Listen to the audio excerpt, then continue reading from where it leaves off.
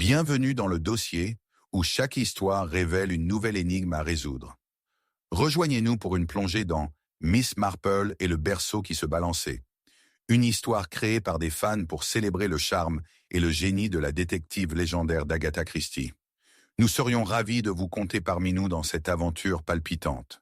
Partagez vos impressions, dites-nous d'où vous regardez et si vous repérez des erreurs, n'hésitez pas à nous les signaler. Vos commentaires nous aideront à vous proposer des mystères encore plus captivants. Chapitre 1. Le berceau qui a basculé à minuit.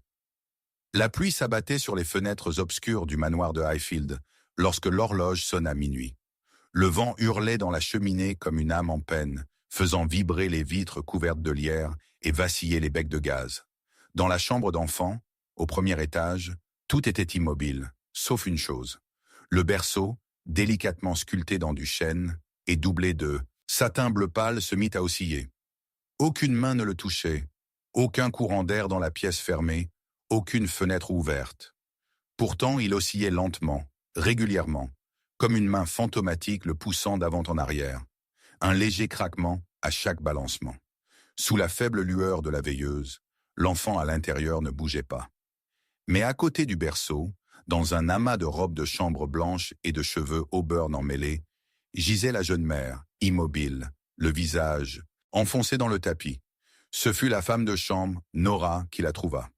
Son cri déchira le silence de la maison comme un coup de poignard. En quelques minutes, les portes s'ouvrirent brusquement, des pas chaussés de pantoufles montèrent les escaliers avec un bruit sourd, et les lumières s'allumèrent. Le colonel Hargreaves, retraité de l'armée et désormais maître de Highfield, se tenait sur le seuil de la chambre d'enfant, en robe de chambre, le visage pâle, les yeux cernés. Sa fille, Annabella, Hargrave, était morte à 22 ans. Le docteur Bletchley arriva peu après, appelé du village par le majordome tremblant. Il confirma ce que tout le monde craignait déjà. Annabella avait été étouffée. Aucun signe de lutte, aucune blessure défensive. Juste une légère ecchymose sur la pommette et des lèvres d'un bleu atroce. Le bébé, âgé de 7 jours, était indemne. Il dormait encore. Le berceau, lorsque le docteur Bletchley le vit, était immobilisé.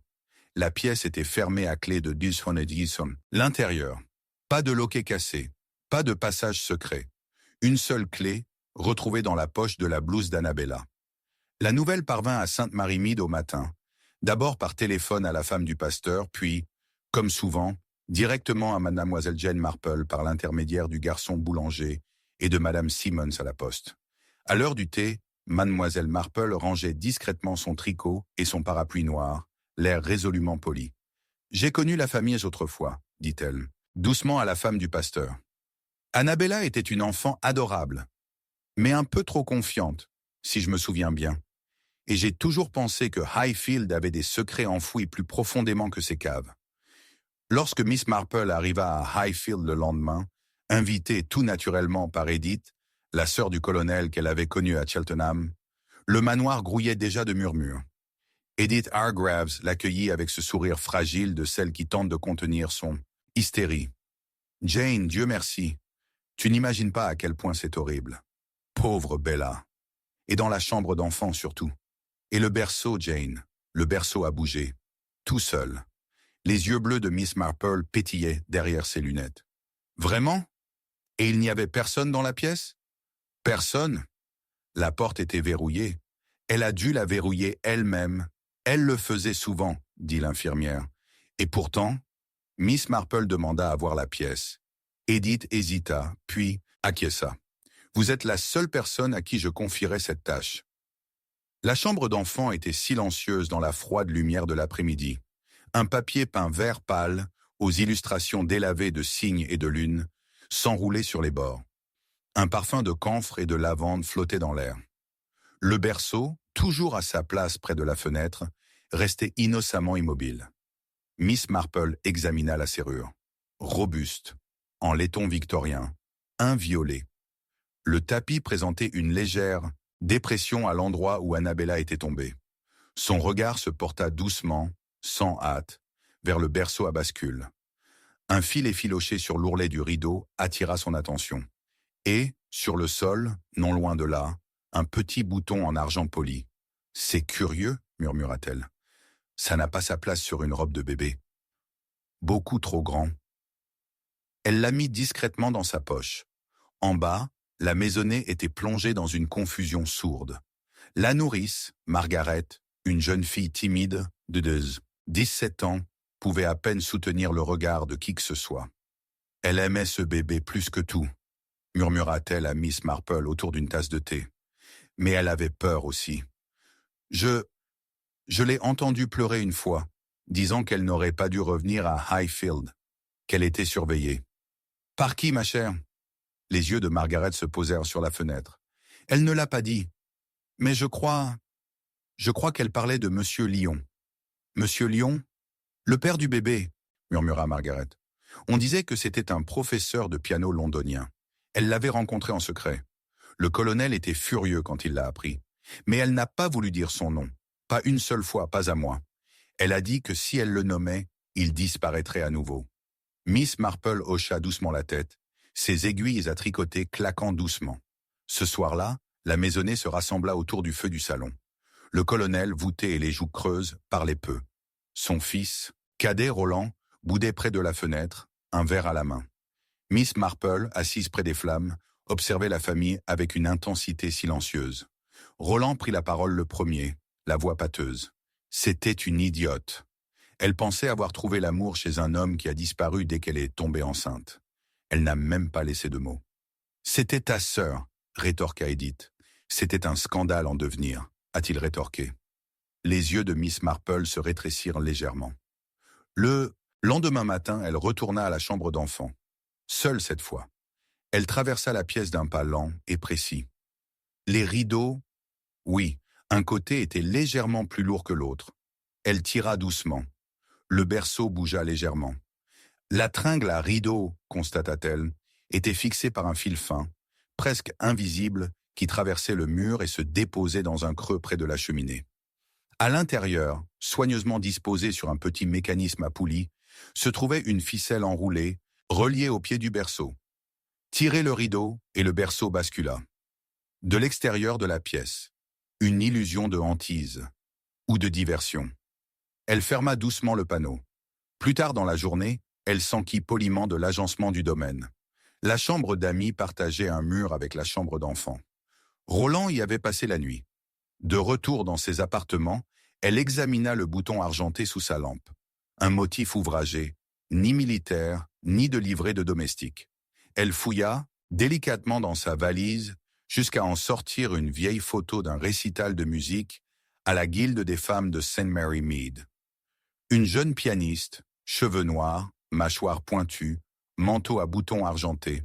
« Lyon !» dit-elle à voix haute. Elle appela le gendarme du village. « Je crois, dit-elle calmement, que vous pourriez trouver monsieur Alastair Lyon, enregistré sous un faux nom à l'auberge de la Cloche et de la Lanterne, il y a 2 semaines. Homme discret, doigt de piano. » Ce soir-là, Roland fut retrouvé ivre et en plein délire dans le salon. « Elle a tout gâché !» cria-t-il. « Tu crois que je voulais élever son petit comme l'héritier de Highfield?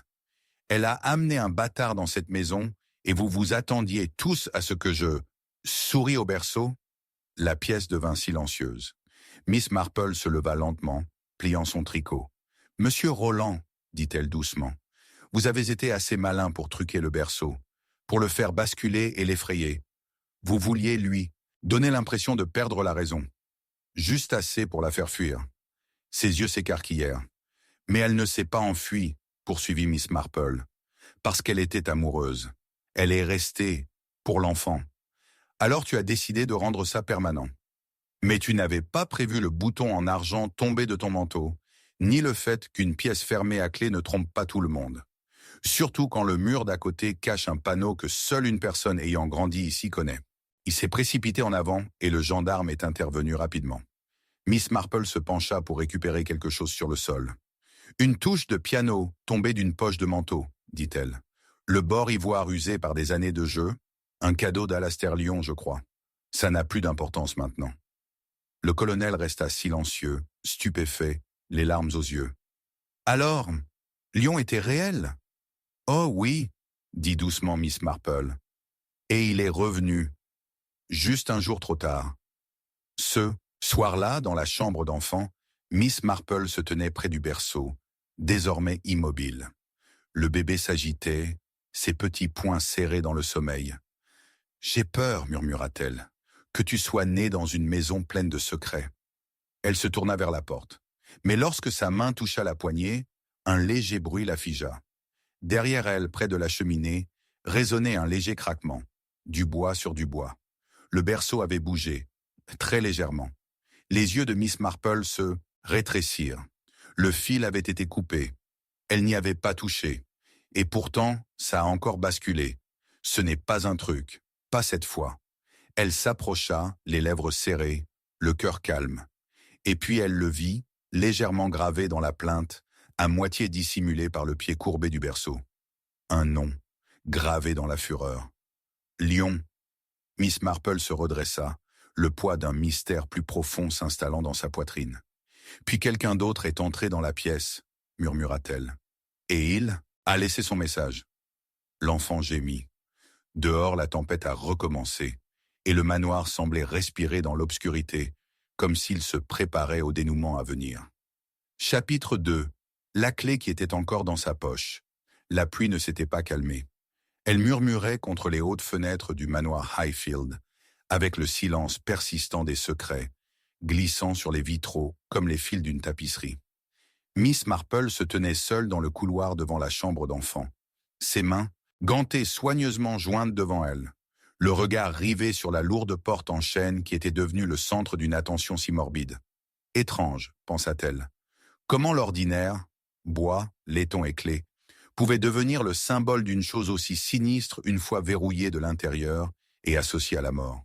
Elle avait déjà vu des énigmes de chambres closes, mais celle-ci était d'un froid glacial, d'un silence trop profond pour être une simple tragédie familiale. La jeune mère, Annabella Hargraves, avait été enterrée la veille, le village résonnant encore de conversations étouffées et de condoléances gênées. Le bébé, Edward, dormait paisiblement sous les soins de l'infirmière Margaret, sa présence minuscule enveloppée de dentelles blanches et baignée par le silence oppressant du deuil. Mais ce n'était pas seulement le chagrin que Miss Marple percevait dans l'air, c'était un malaise, quelque chose qui n'avait été résolu ni par le cortège funèbre, ni par le rapport du médecin. Et maintenant, alors qu'elle attendait le retour du colonel Hargraves du cabinet du notaire, ses pensées se tournèrent à nouveau vers ce détail étrange. La clé, trouvée dans la poche de la chemise de nuit de la défunte. La seule clé. Elle avait demandé à la voir. L'agent, maladroit et le visage rouge, l'avait apportée enveloppée dans un mouchoir, en laiton, usé, légèrement tordu. Miss Marple l'avait retournée soigneusement entre ses doigts et avait remarqué quelque chose de très étrange, une légère odeur d'huile. Pas celle écœurante que l'on trouve dans les lampes, mais quelque chose de plus vif, de l'huile de machine, comme si la clé avait été nettoyée très récemment. Ce n'était pas dans les habitudes d'une jeune mère. Elle se retourna et remonta l'escalier, longeant l'étroit couloir supérieur où le temps s'était figé dans l'obscurité, tel un vieux portrait. La porte de la chambre d'enfant grinça lorsqu'elle l'ouvrit, et elle pénétra de nouveau dans ce monde paisible d'innocence et d'ombre. Le berceau, cette fois, était immobile. Les rideaux avaient été tirés, le mécanisme à poulie qu'elle avait découvert la veille était désormais démonté. Mais l'impression de mise en scène persistait, comme si quelque chose avait été mis en scène ici non seulement pour effrayer, mais pour persuader. L'illusion d'une hantise, de la folie. Son regard parcourut la pièce. Elle s'agenouilla près de l'âtre, là où elle avait trouvé la ficelle. Pas d'empreinte, pas mais une marque juste sous la grille. Une légère trace, circulaire, comme si un petit bidon d'huile y avait été déposé. Elle la toucha avec un mouchoir, légère mais indubitable.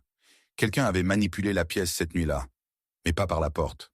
Le mur qui séparait la chambre d'enfant de la chambre d'amis avait été modifié des décennies auparavant, lors de rénovation.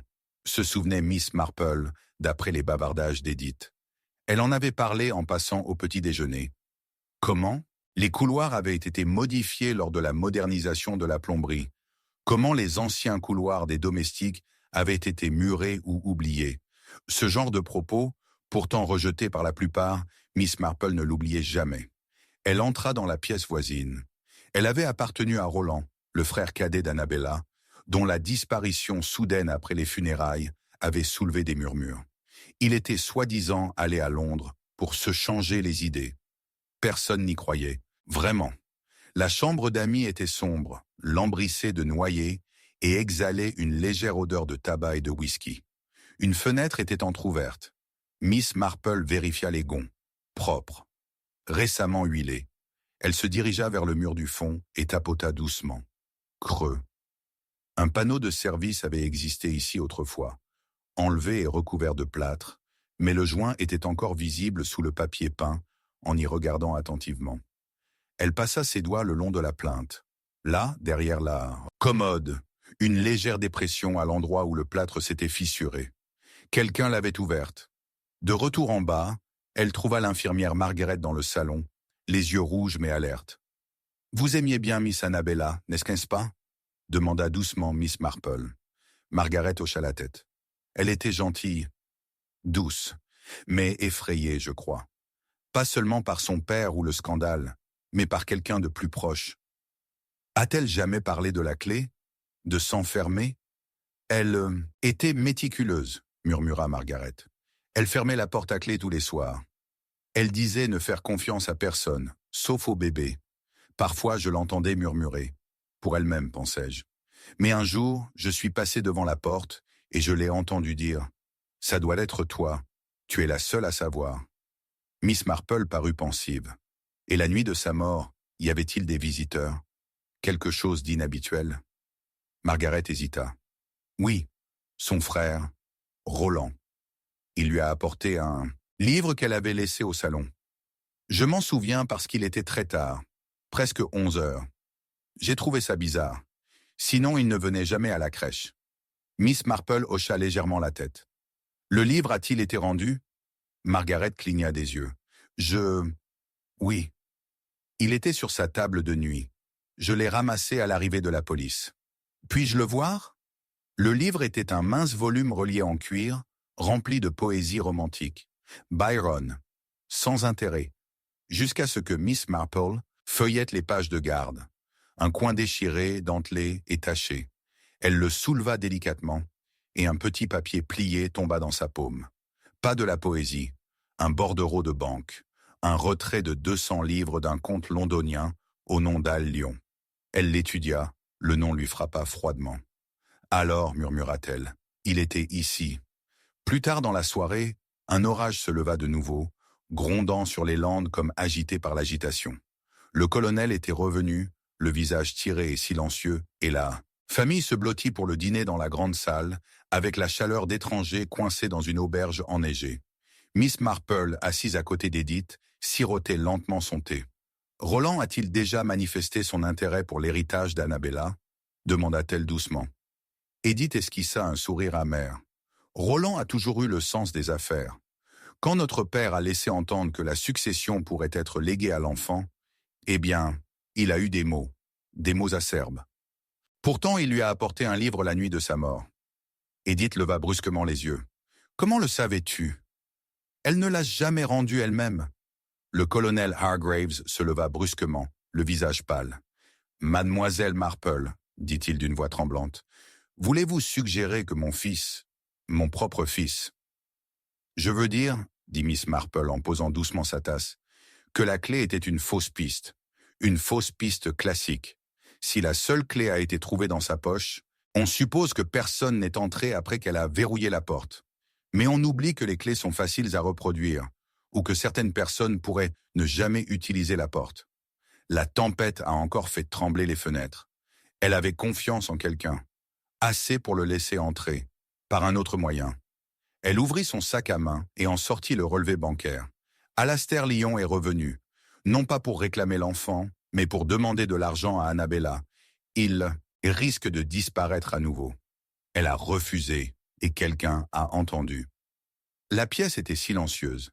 Elle avait peur, certes, mais pas de Lyon. Elle le plaignait. Elle avait peur de quelqu'un qui savait ce que son refus pouvait signifier. Quelqu'un qui perdrait tout si le bébé restait l'héritier de Highfield. Quelqu'un qui connaissait le panneau secret entre les pièces. Quelqu'un qui avait les motivations, les moyens et connaissait bien la maison. Les yeux d'Edith se remplirent de larmes. « Oh, mon Dieu, Roland! Il a utilisé le panneau de service. Il est entré après l'extinction des lumières. Il a pris la clé de la serrure, l'a étouffée et l'a remise dans sa poche pour faire croire qu'elle était scellée. Il est sorti par le panneau avant de donner l'alerte. Miss Marple se leva, la voix calme mais ferme. Mais il a commis une erreur. Tout le monde s'est penché en avant. Il a apporté le livre et a oublié le reçu bancaire déchiré à l'intérieur. Et cela prouve que quelqu'un d'autre était là, quelqu'un qu'il a dû réduire au silence. À cet instant, une silhouette surgit dans l'embrasure de la porte, trempé, le regard hagard. Roland, pâle, trempé jusqu'aux os, son manteau déchiré à la manche. « Vous ne comprenez pas !» hurla-t-il. « Je ne l'ai pas tué, je voulais juste lui faire peur. Mais il était déjà là. Alastair, il était dans la chambre. Je l'ai vu sortir par la fenêtre de la chambre d'enfant. » Miss Marple le regarda fixement. « Mais comment auriez-vous pu le voir si les rideaux étaient tirés ?» Roland se figea. Des cris éclatèrent dans la pièce, mais la voix de Miss Marple perça le vacarme. « Roland, on ne voit pas la fenêtre de la chambre d'amis depuis la chambre d'amis, sauf si tu étais à l'intérieur. À observer, à attendre. » Roland émit un bruit semblable à celui d'un animal blessé et s'affala sur la chaise la plus proche. Et puis, des pas légers, Margaret pâle et tremblante. « Mademoiselle Marple, il y a quelque chose. » Dans la buanderie. Quelque chose d'étrange.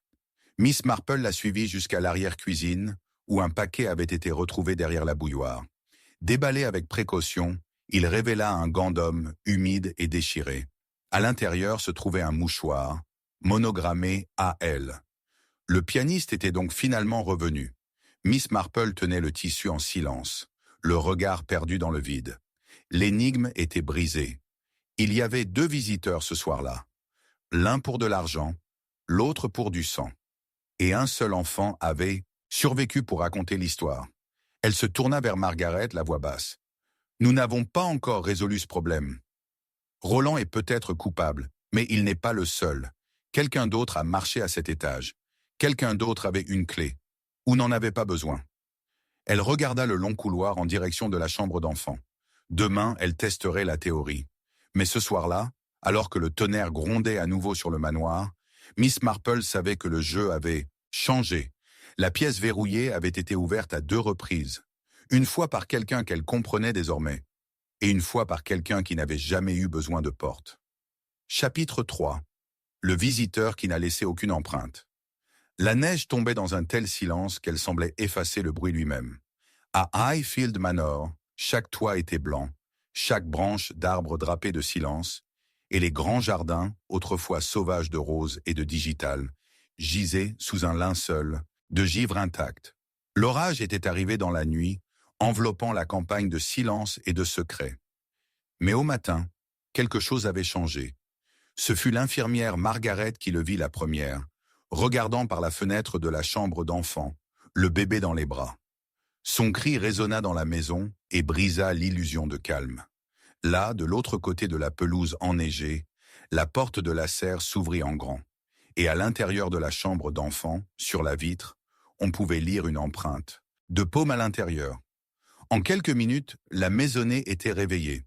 Le colonel Hargraves arpentait les couloirs en robe de chambre, furieux et mal rasé, tandis qu'Edith murmurait des prières. « Cette maison, murmura-t-elle à Miss Marple, est maudite. » Miss Marple, qui séjournait à Highfield depuis 15 jours, acquiesça simplement, les yeux plissés non par la peur, mais par le calcul. La police fut appelée, bien sûr. L'agent Brent arrive du village, le nez rouge et trempé de neige, haletant comme une bouilloire. Il inspecta la serre et constata qu'aucun objet n'avait été volé, rien de cassé, à l'exception d'un pot fêlé, renversé près du banc couvert de givre. Le loquet de la porte n'avait pas été forcé, et plus curieusement, il n'y avait aucune trace de pas entre la maison et la serre. Pas un seul creux dans la neige. Et pourtant, quelqu'un ou quelque chose avait ouvert cette porte.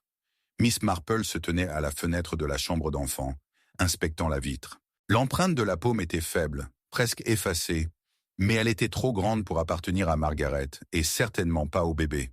Elle était fraîche et imprimée de l'intérieur. « Si vous me le permettez, dit-elle doucement, Cela ne ressemble pas à une intrusion. On dirait plutôt que quelqu'un dans la maison tente de suggérer une intrusion. Le colonel s'esclaffa. Quel genre de fou ouvre sa propre fenêtre pour fomenter un cambriolage? Quelqu'un qui a une raison de détourner. L'attention, dit Miss Marple en se tournant vers le berceau. L'enfant à l'intérieur s'agitait nerveusement, les poings crispés. Ou quelqu'un qui cherche désespérément à perturber quelqu'un. Elle se dirigea vers le couloir. Dehors, la neige était restée intacte, ce qui signifiait que personne n'était entré dans la maison par le jardin. Mais que se serait-il passé si quelqu'un était sorti par un autre chemin, avait fait demi-tour et utilisé une entrée dissimulée? Ou mieux encore, n'était jamais sorti du tout? Les domestiques furent interrogés à nouveau. Tous avaient été retrouvés. La cuisinière et la servante étaient restées en bas. Le majordome prétendit avoir dormi dans ses appartements. Seul Roland brillait par son absence, soi-disant toujours à Londres, bien que personne ne puisse confirmer sa présence avec certitude. Ses affaires, en revanche, étaient intactes dans sa chambre d'amis, que Miss Marple prit sur elle d'inspecter une fois de plus. Là, cachée sous une robe de chambre soigneusement pliée, elle trouva une paire de bottes, en cuir épais, récemment cirées, mais jamais usées, aucune trace de neige, pas même la plus légère trace de glace ou de gravier. Elle les examina un long moment avant d'ouvrir l'armoire. Là, glissé dans une poche de veste, se trouvait un morceau de papier buvard plié. Approché à la lumière, il révéla un extrait de phrase. « On ne peut pas s'approcher du bébé. Il sait. » Elle ne dit rien, se contentant de le plier soigneusement et de le glisser dans son sac à main.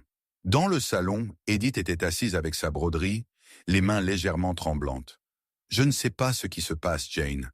La maison semble étrange, comme si quelque chose l'observait. »« C'est la peur qui fait ça, » dit gentiment Miss Marple. « Elle crée des ombres là où il n'y en a pas. » Mais parfois, ces ombres pointent vers une lumière que nous avons négligée.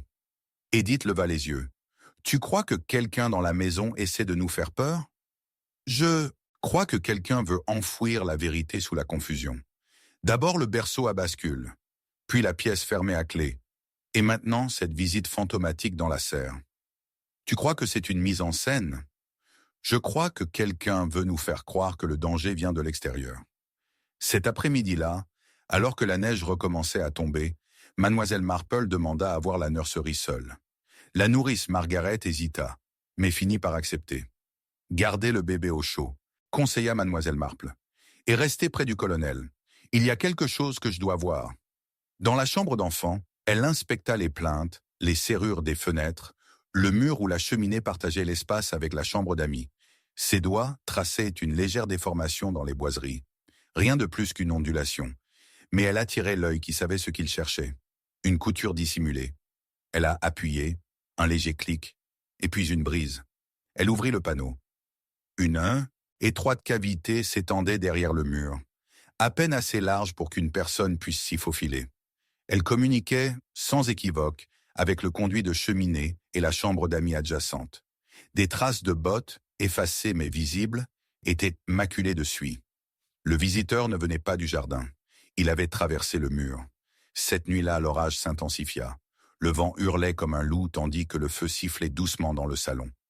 Le colonel, figé sur sa chaise, touchait à peine son cognac. Edith faisait les 100 pas. Margaret serrait le bébé fort. Les fenêtres tremblaient et juste après minuit, un fracas retentit dans le couloir ouest. Ils coururent, leurs lanternes se balançant, le cœur battant. Un miroir s'était brisé dans le hall. Sur le mur derrière, gravé grossièrement dans le plâtre, on pouvait lire « Il reviendra !» Margaret a crié. Miss Marple ne dit rien. Elle se pencha pour examiner les débris. Au bord du cadre brisé, gisait un morceau de tissu, de la laine rouge, usée jusqu'à la corde, avec une tache de cire accrochée à un coin. Pas de l'uniforme d'une domestique, ni d'un objet appartenant à la famille. Elle le mit dans sa poche. À l'aube, le silence régnait à nouveau dans la maison. La neige continuait de tomber, et dans la froide lumière matinale, Miss Marple accompagna Edith jusqu'au jardin, où des agents de police s'activaient à nouveau dans la serre. « Je crois, » dit-elle calmement, « que l'empreinte de la fenêtre a été laissée par quelqu'un à l'intérieur de la maison. Un avertissement ou peut-être un test. Et la porte de la serre n'a pas été ouverte par un fantôme. »« Alors qui ?» demanda Edith en serrant son châle. Quelqu'un qui connaissait suffisamment la maison pour utiliser les passages secrets. Quelqu'un qui voulait nous faire croire au spectre pour qu'on cesse de regarder les vivants. Peut-être Roland, peut-être pas seul. Ils s'arrêtèrent eux devant la fenêtre de la chambre d'enfant, encore embuée par le souffle, encore légèrement marquée. Miss Marple se tourna vers elle.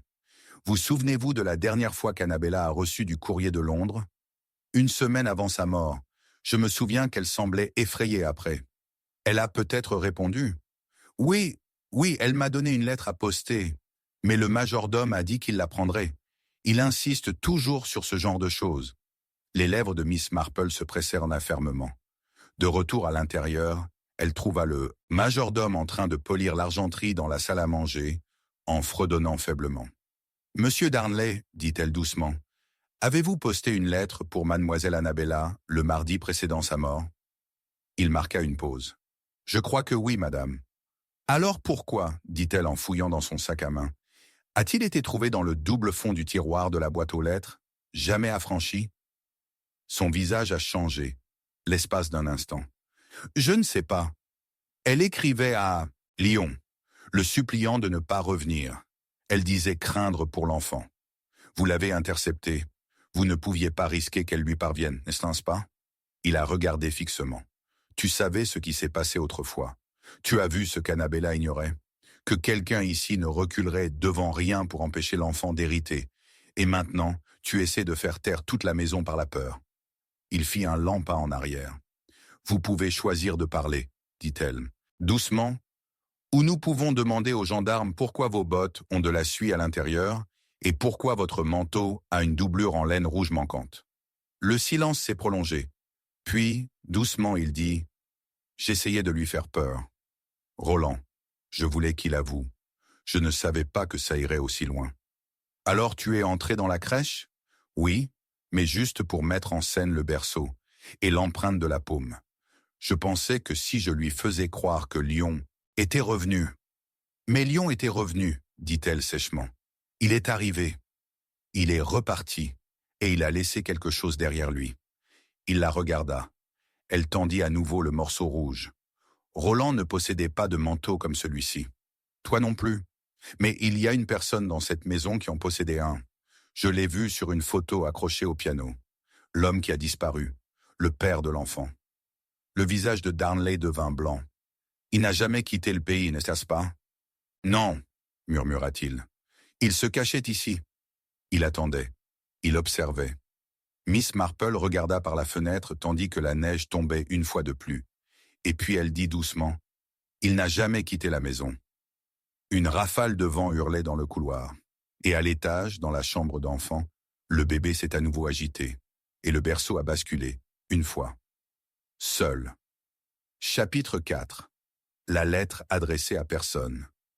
La pluie revint avec une lente et constante vengeance, traçant des veines, argentée sur les fenêtres du manoir de Highfield et assombrissant les avant-toits de son rythme froid et persistant. Le tonnerre grondait sur la lande comme une agitation lointaine, et dans le grand salon, l'âtre luisait faiblement des résidus du feu de la veille. Ce fut Miss Marple qui le remarqua la première. Non pas la chaleur, ni l'odeur de charbon, mais la façon dont les cendres avaient été remuées. Quelqu'un avait ratissé les braises. Et puis, tout au bord de la pierre de l'âtre, elle l'aperçut, la boucle de parchemin brûlé s'accrochant à peine à sa forme, noircie aux angles, mais avec juste assez de reste pour murmurer son histoire. Elle s'agenouilla avec son calme habituel et la récupéra avec des pinces en argent. La majeure partie de la lettre avait brûlé, mais pas toute. La moitié inférieure était restée intacte, l'écriture étant incontestablement celle d'Annabella, nette mais gracieuse, l'écriture d'une jeune femme façonnée par l'école du couvent et l'incertitude. Mais le haut de la lettre, là où l'on aurait pu s'attendre à un nom, avait été griffonné au crayon épais, si minutieusement que même les empreintes étaient presque illisibles. Et cela en soi était révélateur. L'encre bave, le crayon s'enfonce. Elle a tenu le papier à la lumière et a vu juste assez pour reconstituer une phrase vers le milieu. « Je ne peux pas continuer à faire semblant. Il ne sera jamais en sécurité. Quelqu'un ici sait tout. » En dessous, une demi-signature. « Donne brûlée en cendres. » Miss Marple ne dit rien en repliant les restes dans son mouchoir. Le feu s'était éteint depuis longtemps. Mais quelqu'un l'avait ravivé. Quelqu'un qui voulait désespérément effacer un nom. Au petit déjeuner, l'atmosphère du manoir était tendue. Le colonel Hargraves, assis raide au bout de la table, déplaçait ses harengs dans l'assiette sans les toucher. Edith versait le thé d'une main tremblante, feignant de ne pas remarquer la façon dont Margaret, la nourrice, évitait de croiser le regard du majordome M. Darnley. Roland, toujours absent, imprégnait chaque conversation d'une présence fantomatique. Et au cœur de tout cela, le bébé, Édouard, roucoulait doucement dans son berceau en osier, indifférent au regard qui l'entourait. Miss Marple sirota son thé pensivement. « Chère Edith, dit-elle doucement, le feu a-t-il été allumé hier soir dans le salon, après que nous soyons tous couchés ?» Edith cligna des yeux. « Je crois. Je me souviens que Darnley l'avait alimenté avant. Le dîner ?» Darnley inclina la tête. « Oui, madame. J'ai veillé tard pour polir l'argenterie. J'ai pensé que le feu pourrait aider à lutter contre l'humidité. Et tu étais seule dans la pièce après ?» Son silence fut presque imperceptible. « Oui, madame. À ma connaissance. »« Curieux, » dit Miss Marple d'un ton doux, « parce que le feu semble avoir consumé plus que du petit bois. » Elle n'a pas mentionné la lettre. Pas encore. Plus tard dans la matinée, sous prétexte de chercher de la laine, pour son tricot, elle retourna dans l'ancienne chambre d'Annabella. Elle était restée intacte depuis sa mort. La coiffeuse était soigneusement rangée, un léger parfum d'eau de lavande flottait dans l'air. La cheminée avait été nettoyée et le lit soigneusement fait. Mais le regard de Miss Marple se porta sur le bureau près de la fenêtre. Un porte-courrier y était posé, contenant quelques lettres non postées, une facture de la couturière et un carnet de timbres. Tout cela était parfaitement ordinaire, sauf le buvard. Elle le souleva délicatement et le tendit vers la lumière. Des ombres de mots traversèrent le papier. La plupart étaient banals. Un mot à Edith à propos de torchons, un gribouillage sur le lait maternisé. Mais une ligne plus frénétique jaillit alors sous l'encre qui se superposait. « S'il découvre que j'ai dit à Lyon », suivi d'un coup qui déchira le drap, comme s'il avait été arraché à la hâte. Elle avançait lentement, prudemment. Quelque chose se dénouait, non pas une révélation soudaine, mais la lente et difficile déconnexion d'un nœud noué par des années d'habitude et de peur. Le vent hurlait dans la cheminée tandis qu'elle retournait à la chambre d'enfant. Nurse Margaret leva les yeux du berceau, le visage pâle. « Il n'a pas beaucoup dormi, » murmura-t-elle. « Il bouge la nuit, comme s'il sentait quelque chose. »« Les bébés ont plus de sens que nous, » dit doucement Miss Marple. « Leur monde n'est pas encore façonné par la tromperie. » Margaret hésita puis dit doucement. « Croyez-vous qu'elle a écrit cette lettre à Monsieur Lyon ?»« Je crois qu'elle en avait l'intention, » répondit Miss Marple. « Mais qu'elle y soit parvenue, c'est une autre histoire. » Margaret se mordit la lèvre. Annabella a dit un jour qu'elle gardait des secrets au cas où il pourrait la sauver plus tard. C'est comme ça qu'elle l'a exprimé. Je lui ai demandé quel genre de secret. Elle a répondu « Le genre qui fait mal à ceux qui pensent avoir déjà gagné. » Miss Marple hocha la tête pensive. A-t-elle jamais parlé d'un journal intime ou d'une cachette? Non, mais elle avait l'habitude de se promener seule, surtout près des ruines de la vieille chapelle, à l'orée de la propriété, même sous la pluie.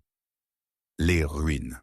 Cet après-midi-là, son écharpe bien serrée sous son chapeau, Miss Marple s'aventura dans le jardin, ses bottes crissant sur le gravier. La pluie avait cessé, laissant le monde luisant et glissant.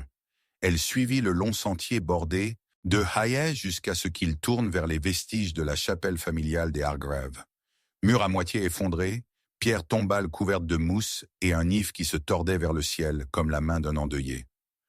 Là, sous une pierre détachée au pied de l'arbre, elle le trouva. Un carnet. Relié en cuir, les pages étaient sèches malgré la pluie. À l'intérieur, des notes éparses, des pensées inachevées, des fragments de peur. Une page se détachait du lot, écrite quelques jours avant la mort d'Annabella. Il m'a encore observé ce soir depuis le couloir. J'ai entendu sa respiration. Je sais qu'il a pris la photo. J'en suis sûr maintenant. S'il m'arrive quelque chose, c'est lui. Mais je ne peux pas le dire à père.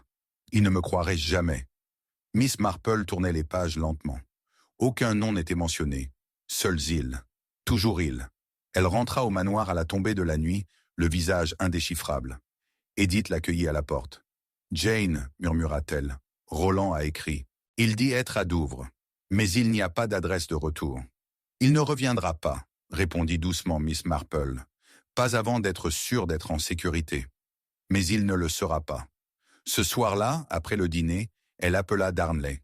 Il arrive, raide, un drap drapé sur un bras, le regard attentif. « Monsieur Darnley, » dit Miss Marple, « combien de temps avez-vous servi cette famille ?»« 28 ans, madame. »« Alors tu connaissais Annabella quand elle était petite ?»« Oui, elle était douce confiante. »« Elle était aussi futée, » dit Miss Marple. « Assez futée pour savoir que quelqu'un prétendait la protéger, tout en détruisant tous les messages qu'elle envoyait pour demander de l'aide. Comme la lettre que j'ai trouvée dans la cheminée, ou celle cachée derrière le buvard. » Il n'a rien dit. « Je crois que vous avez intercepté sa dernière requête, et que vous l'avez brûlée, espérant que personne ne s'en apercevrait. Mais ce à quoi vous ne vous attendiez pas, dit-elle en ouvrant la main, c'est qu'elle en ferait une copie, ni qu'elle laisserait une trace. Elle a brandi le cahier. Il est devenu blanc. Elle te faisait confiance. Et tu as trahi cette confiance. » Il ouvrit la bouche, mais avant qu'il puisse parler, Edith fit irruption dans la pièce, le visage rouge. « Jane, viens. » C'est Margaret. Elle s'est évanouie dans la chambre d'enfant. En quelques instants, ils étaient là, Margaret affalée près du berceau, pâle comme la mort, le bébé pleurant, doucement. Une légère odeur flottait dans l'air. Quelque chose de sucré, d'écœurant. Pas de parfum. « Ouvrez les fenêtres, » dit Miss Marple d'un ton sec. « Maintenant. » Elle s'agenouilla et renifla la couverture du bébé. De la camomille. Et en dessous, quelque chose de plus sinistre. « Du thé lacté ?» murmura Edith. Miss Marple hocha la tête. « Du laudanum. Pas assez pour tuer, mais assez pour calmer. »« Elle ne ferait jamais de mal à l'enfant, » haleta Edith. « Non, » dit Miss Marple. « C'était elle la cible. Quelqu'un voulait la faire dormir profondément, pour pouvoir entrer. Peut-être pour la fouiller, peut-être pour la prendre. » Ils ranimèrent lentement Margaret. Elle pleurait doucement, confuse. « Je n'ai pas bu le thé. J'en ai juste bu une gorgée. J'ai trouvé que ça n'avait pas bon goût. »« Tu avais raison, » dit Miss Marple. « Quelqu'un craignait ce que tu pouvais savoir, et ils ont essayé de te réduire au silence. » Elle se leva, le cœur lourd. Les pièces s'alignaient, maintenant formant des formes qui la glaçaient. Une lettre brûlée, adressée à personne. Un bébé né et hérité. Une maison pleine de secrets. Et un meurtrier qui rôde encore dans ses couloirs. Puis Edith, tremblante, dit doucement. « Il y a autre chose, Jane. Dans le courrier aujourd'hui. Pas de retour. Mais c'est son écriture. » Miss Marple prit l'enveloppe. À l'intérieur se trouvait un simple morceau de papier, arraché à une feuille plus grande. On pouvait y lire « Je n'ai jamais cessé de t'aimer, mais l'enfant ne doit pas rester ici, pas avec lui. Viens, s'il te plaît. » Ah, pas de nom, pas d'adresse, mais l'encre était fraîche, et l'enveloppe était oblitérée 3 jours après sa mort. Miss Marple regarda le sceau, puis il murmura lentement. Quelqu'un utilise ces mots, et quelqu'un venait juste de commencer à leur répondre. Chapitre 5. La marraine qui a oublié le baptême.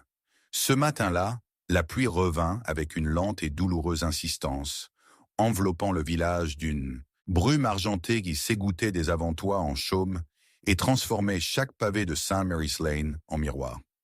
Le parapluie de Miss Marple était modeste, mais robuste, et elle marchait d'un pas déterminé, celle qui ne laissait pas le mauvais temps retarder ses demandes de renseignements. Elle devait se rendre discrètement au presbytère, mais pas pour prendre le thé ou échanger des politesses. Une question la taraudait depuis des jours, la tiraillant comme un accroc à son tricot. Elle avait quelque chose à voir avec le baptême de l'enfant, ou plus précisément, le baptême pour absence d'un.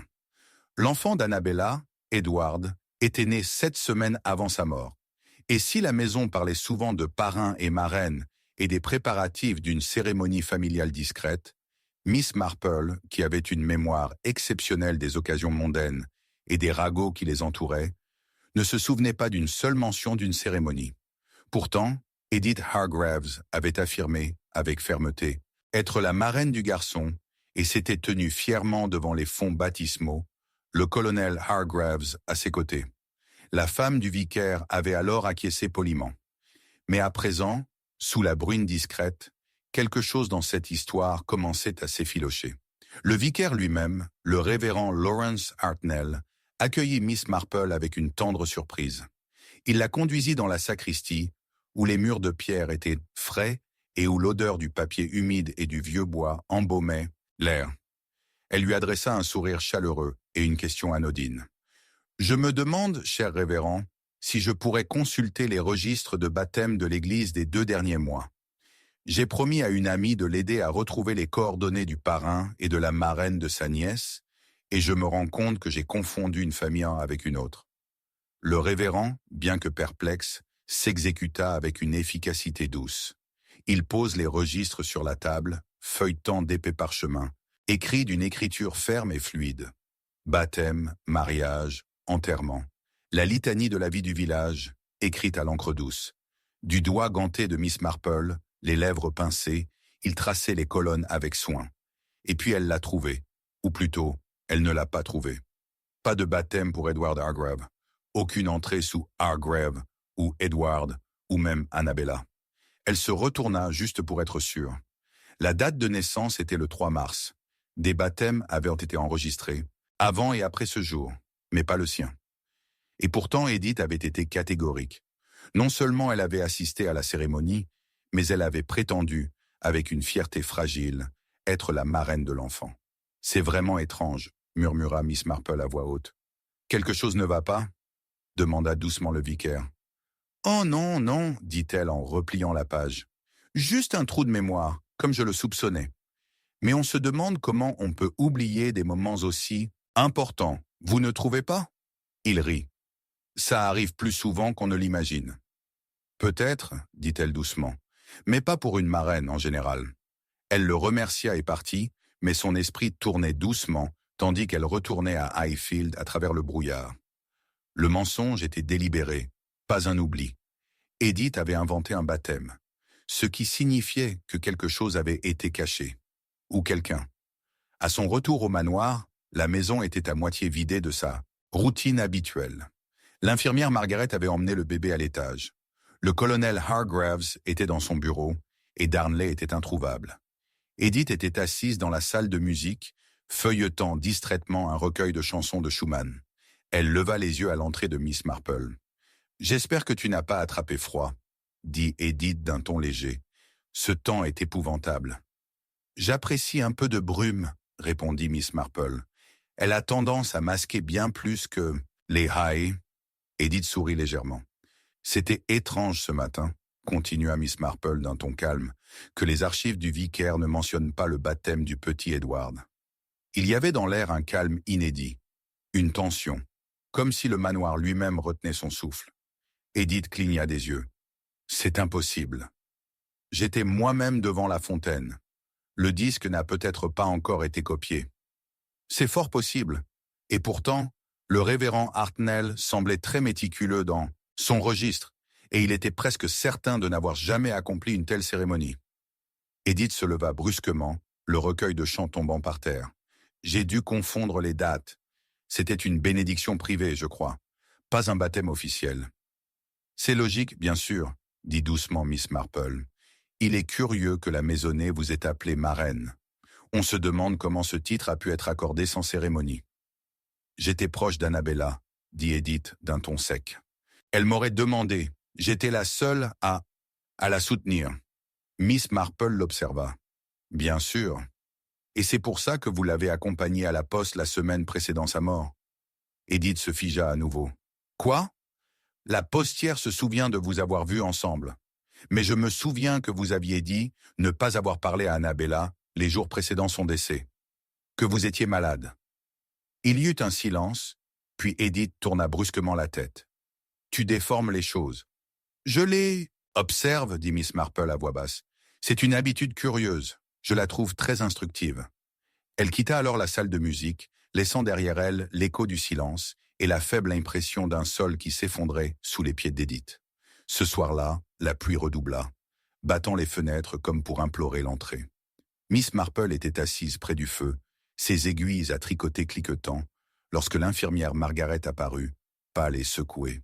« Il y a quelque chose, » murmura-t-elle, dans la chambre d'Annabella. « Je pense que tu devrais voir. » Ensemble, ils montèrent à l'étage. La pièce était restée telle qu'elle était, soigneusement préservée, comme si la mort pouvait revenir la réclamer. Margaret désigna le secrétaire. Là, caché derrière le revêtement du tiroir, se trouvait une petite enveloppe jaunie sur le bord. À l'intérieur, une lettre adressée non pas à une personne, mais à celui qui sait. Miss Marple le déplia soigneusement. L'écriture tremblait, comme si elle avait été écrite avec peur. « Je sais que tu nous observes. Je sais ce que tu as fait dans le verger quand nous étions enfants. Je n'ai rien dit à l'époque, mais maintenant je le ferai. S'il arrive quelque chose à Edward, ce sera ta faute. Tu n'es pas sa marraine. Tu ne fais même pas partie de sa famille. Juste une ombre qui s'est glissée de nouveau. » Il n'y avait pas de signature. Miss Marple le lut 2 fois. Puis elle regarda Margaret. « Annabella a-t-elle déjà mentionné une autre? Fille? Quelqu'un qui a vécu avec la famille quand elle était jeune ?» Margaret hésita. « Il y avait une cousine autrefois. Beaucoup plus âgée. Seulement ici pour un court instant. Je crois qu'elle est partie après qu'il se soit passé quelque chose dans le jardin. On a parlé, mais personne n'a voulu dire quoi. » Les yeux de Miss Marple se plissèrent. « Et elle est revenue? » Oui, je crois qu'Edith a parlé d'un visiteur du passé, une amie venue l'aider après la naissance. « Pas Edith, » dit Miss Marple doucement. « Comme Edith. » Le dernier point est tombé de ses aiguilles. Ce n'était pas Edith Hargreaves. C'était quelqu'un d'autre. Quelqu'un qui avait disparu des bonnes grâces de la famille. Quelqu'un qui avait vu l'occasion de revenir, sous un nom que personne ne remettait en question. Le visage de Margaret devint blanc. « Mais comment ?» Miss Marple se leva, calme mais pressante. « Il faut retrouver la véritable Edith Hargreaves. » La tempête grondait plus fort. Et, quelque part en dessous d'eux, le bébé pleurait. Miss Marple s'arrêta en haut des escaliers, la lettre toujours à la main. La femme qui se faisait appeler Edith n'était pas la sœur du colonel. Et la véritable marraine du bébé n'était jamais arrivée à Highfield. La fausse identité était passée inaperçue jusqu'à ce que Miss Marple se tourne vers l'église. Parce que seule la marraine oublie le baptême alors qu'elle n'était pas censée être là. Chapitre 6. Le testament qui a nommé le mauvais. Héritier l'orage était revenu sur Highfield avec force, s'écrasant contre les murs de pierre du manoir comme 1000 coups de poing. Le vent hurlait à travers les arbres, et la pluie s'abattait en trombes épaisses, maculant les fenêtres d'ombres changeantes. C'est dans cette clameur surnaturelle, tard dans la soirée, que Miss Marple entendit un bruit. Non pas le gémissement du vent, ni le ruissellement des gouttes d'eau s'écoulant des avant-toits, mais le bruit métallique caractéristique d'un tiroir, forcé. Il provenait du bureau du colonel, habituellement fermé à clé, et il apportait avec lui ce frisson inimitable qu'elle ne connaissait que trop bien, que quelqu'un essayait de déterrer ou d'enterrer la vérité. Elle se leva silencieusement et s'engagea dans le couloir du pas mesuré de celle qui avait passé sa vie à écouter les secrets. La porte du bureau était entr'ouverte, la lampe à l'intérieur vacillant de façon instable. Elle entra dans la pièce juste au moment où la lumière éclaira, une silhouette accroupie devant le bureau, le tiroir ouvert, les papiers éparpillés comme des feuilles mortes. C'était M. Darnley, le majordome. Il sursauta en la voyant, les mains gelées au-dessus d'un document à moitié déplié. « Miss Marple, j'étais seulement... » « J'espère vraiment, » dit-elle doucement, « que ce n'est pas le registre privé du colonel que vous avez bouleversé. » Il rougit, balbutia, puis se redressa. « J'ai entendu quelque chose. J'ai cru qu'une fenêtre s'était détachée. Je vérifiais.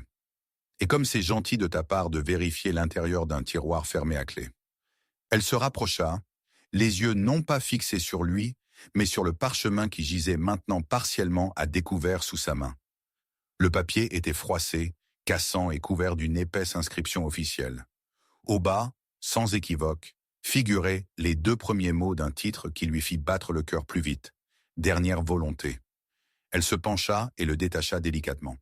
C'était un testament, dactylographié, proprement formaté, et pourtant non signé. Une date avait été laissée en blanc. La ligne de signature était vide. Mais le texte était clair et les faits dévastateurs. Ce n'était pas le testament du colonel, mais celui d'Annabella. Et elle n'avait désigné comme unique bénéficiaire ni son père, ni son fils Édouard, ni même son défunt fiancé. Elle avait nommé l'infirmière Margaret. Miss Marple le retourna dans ses mains et relut le préambule. À ma très chère amie et confidente, Margaret Davies, pour sa loyauté et sa protection, et dans l'espoir qu'elle puisse continuer à prendre soin de mon fils si je n'en suis pas capable. La pièce s'assombrit, tandis que le tonnerre grondait à nouveau. « Où as-tu trouvé ça » demanda-t-elle doucement. Darnley hésita. Derrière le revêtement du tiroir. On m'a envoyé chercher une facture pour le notaire, et j'ai remarqué que le panneau n'était pas bien aligné. Il était caché derrière. Miss Marple hocha lentement la tête. « Vous n'avez pas pensé à le donner au colonel ?»« Il la détruirait, » dit Darnley avec une amertume inattendue. « Il ne l'a jamais approuvée. Elle n'avait ni nom, ni fortune. Mais Annabella lui faisait confiance. Elle l'a fait, acquiesça Miss Marple, suffisamment pour la considérer comme la tutrice de l'enfant, et peut-être de la succession, ce qui soulève la question, pourquoi le testament n'a-t-il pas été signé? Darnley resta silencieux. Miss Marple relut le document. Une ligne en haut était barrée au crayon, une modification non finalisée. Le document avait autrefois désigné Edward Hargrave comme cohéritier. Mais il avait été effacé, son nom effacé, ne laissant que Margaret. Elle plia soigneusement le testament. « Merci, monsieur Darnley. Vous avez bien fait. Je parlerai à Margaret moi-même. » Elle trouva la nourrice dans la chambre d'enfant, où le bébé dormait sous une chaude couette en patchwork, son souffle s'accélérant et s'apaisant avec une assurance rythmique qui échappait aux adultes autour de lui. Margaret leva les yeux à l'entrée de Miss Marple, l'air méfiant. « J'ai quelque chose qui vous préoccupe, » dit Miss Marple sans préambule. Elle lui tendit le testament. Margaret le prit, parcourut le contenu et se figea. « Non, ce n'est pas possible. C'est bien réel, mais ce n'est pas signé. Ce qui amène à se demander si Annabella a jamais eu cette chance, ou si quelqu'un a veillé à ce qu'elle n'en ait pas. » Le visage de Margaret pâlit. « Je n'ai jamais rien demandé. Elle l'a mentionné une fois, en passant. J'ai cru qu'elle voulait parler d'autre chose, peut-être d'une lettre. J'ignorais totalement qu'elle comptait me léguer la succession. » « Elle n'en avait pas l'intention, » dit doucement Miss Marple. « Pas tout à fait. Elle a changé d'avis. Elle a effacé le nom de son fils du testament. Ce n'est pas l'acte d'une mère, sauf si elle croit que son enfant est déjà perdu, ou qu'il n'est plus à elle de le protéger. » Le tonnerre grogna à nouveau, les surprenant tous les deux. Margaret était lourdement assise dans le fauteuil à bascule, son testament tremblant sur ses genoux. Je crois qu'elle savait que quelque chose allait arriver. Elle m'a dit qu'elle avait des documents cachés, que s'il lui arrivait quelque chose, il révélerait la vérité. Quel document? Elle ne l'a jamais dit. Miss Marple resta silencieuse un moment, puis se tourna vers la porte. Il y a quelque chose qui cloche, Margaret. La paternité du bébé, la marraine qui a menti, et maintenant, un testament qui efface les droits d'un enfant sur le patrimoine dont elle aurait hérité. Soit elle craignait pour lui, soit elle croyait qu'il n'était plus là, pourrait hériter. Elle quitta la chambre d'enfant et retourna au bureau. Le colonel était là, parcourant des dossiers, le visage crispé par l'inquiétude. « Colonel, » dit calmement Miss Marple, « je me demande si je pourrais vous demander quelque chose de particulier. »« Si, tu dois le faire, » dit-il en levant à peine les yeux. « Annabella vous a-t-elle déjà parlé de modifier son testament ?»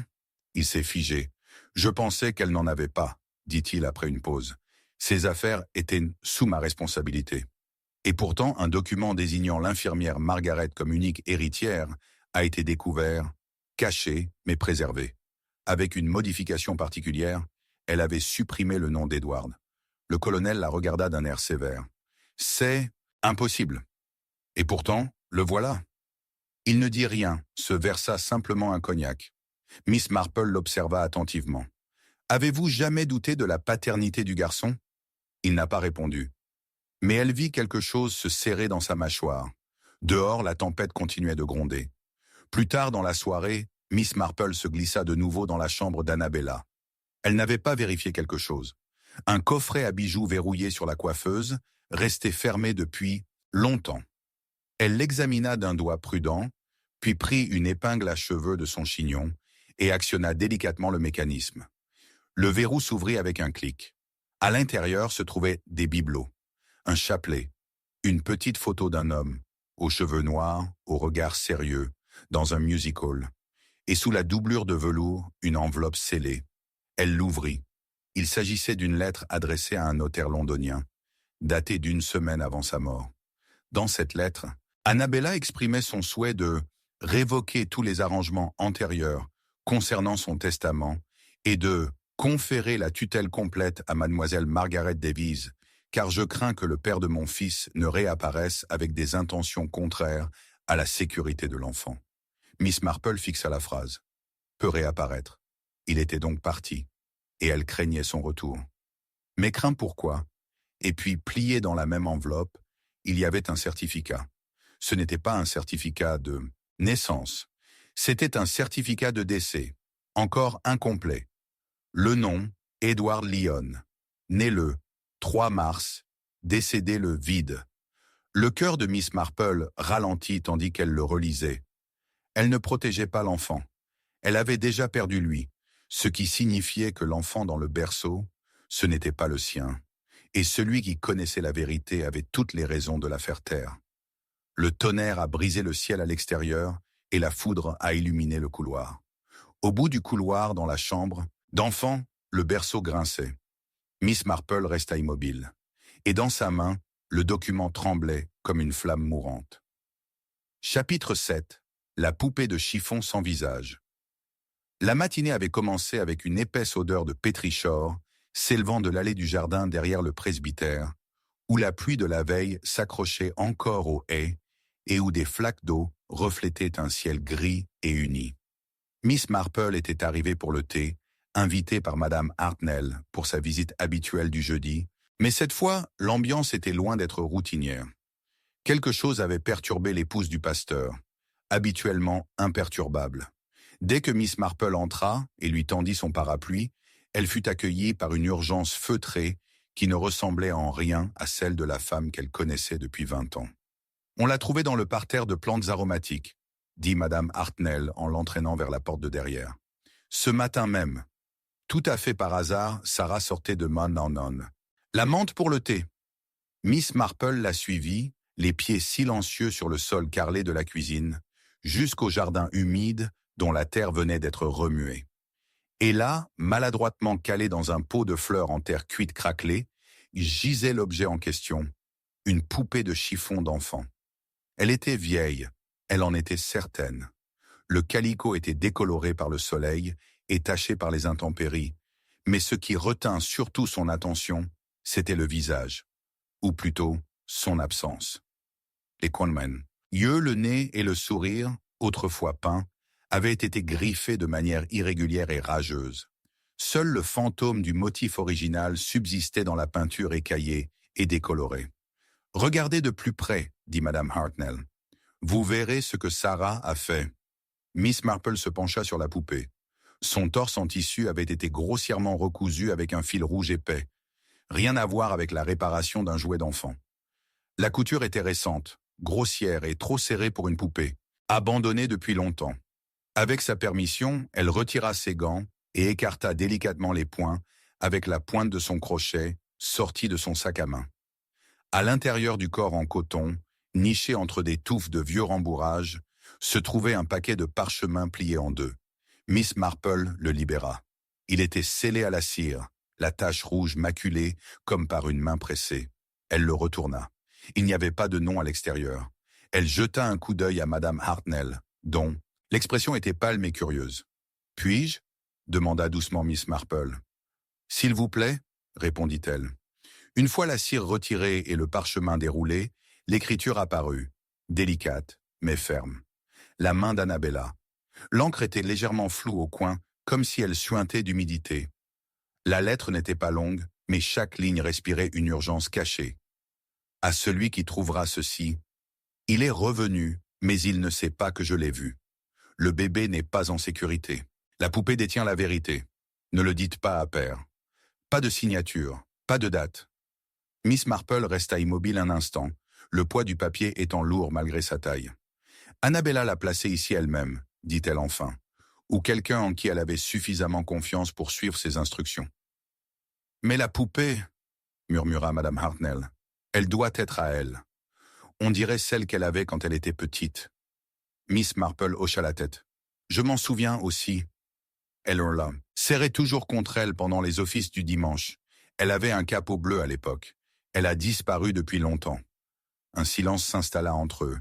Elle savait que quelqu'un allait la chercher, dit lentement Miss Marple. Et elle savait que sa vérité, quelle qu'elle soit, devrait être cachée là où personne ne penserait à la regarder, parmi des choses enfantines. Elle a choisi le jardin du presbytère, et non le manoir, car elle savait que quelqu'un la surveillait dans la maison. Elle enveloppa soigneusement la poupée dans un linge et glissa la lettre dans son sac à main. Ceci, ajouta-t-elle, confirme ce que je soupçonnais, que l'homme qui prétendait être le père n'était pas celui qu'il semblait être, ou pire, que plusieurs hommes étaient impliqués dans cet héritage. Alors qu'elle quittait le presbytère, la pluie recommença, légère mais régulière, s'accrochant à son manteau en fines perles. Elle retourna lentement au manoir de Highfield, le cœur battant sous son air calme. L'énigme approchait de son terme, mais la vérité restait insaisissable. À l'intérieur du manoir, les couloirs étaient inhabituellement calmes. L'infirmière Margaret avait emmené Edward chez le médecin le matin même pour une légère éruption cutanée, et le colonel Hargreaves était allé au village discuter avec le notaire de la formalisation des affaires du domaine. Cependant, songea Miss Marple avec amertume, tout testament, signé ou non, serait désormais suspect. Elle se dirigea vers la chambre d'Annabella. La découverte de la poupée avait réveillé quelque chose en elle, un souvenir d'une vieille photo qu'elle avait vue un jour dans le couloir à l'étage. Annabella, 6 ans à peine, tenant la même poupée, debout devant le même if où se trouvaient les ruines de la vieille chapelle. Derrière elle se tenait un autre enfant, un garçon. Son visage était partiellement détourné de l'objectif. La photo lui avait toujours semblé étrange, non pas à cause de la pose, mais parce que quelqu'un avait tenté de couper le garçon. Il ne restait plus qu'une moitié de lui, préservée au bord du cadre. Miss Marple revint à la photo.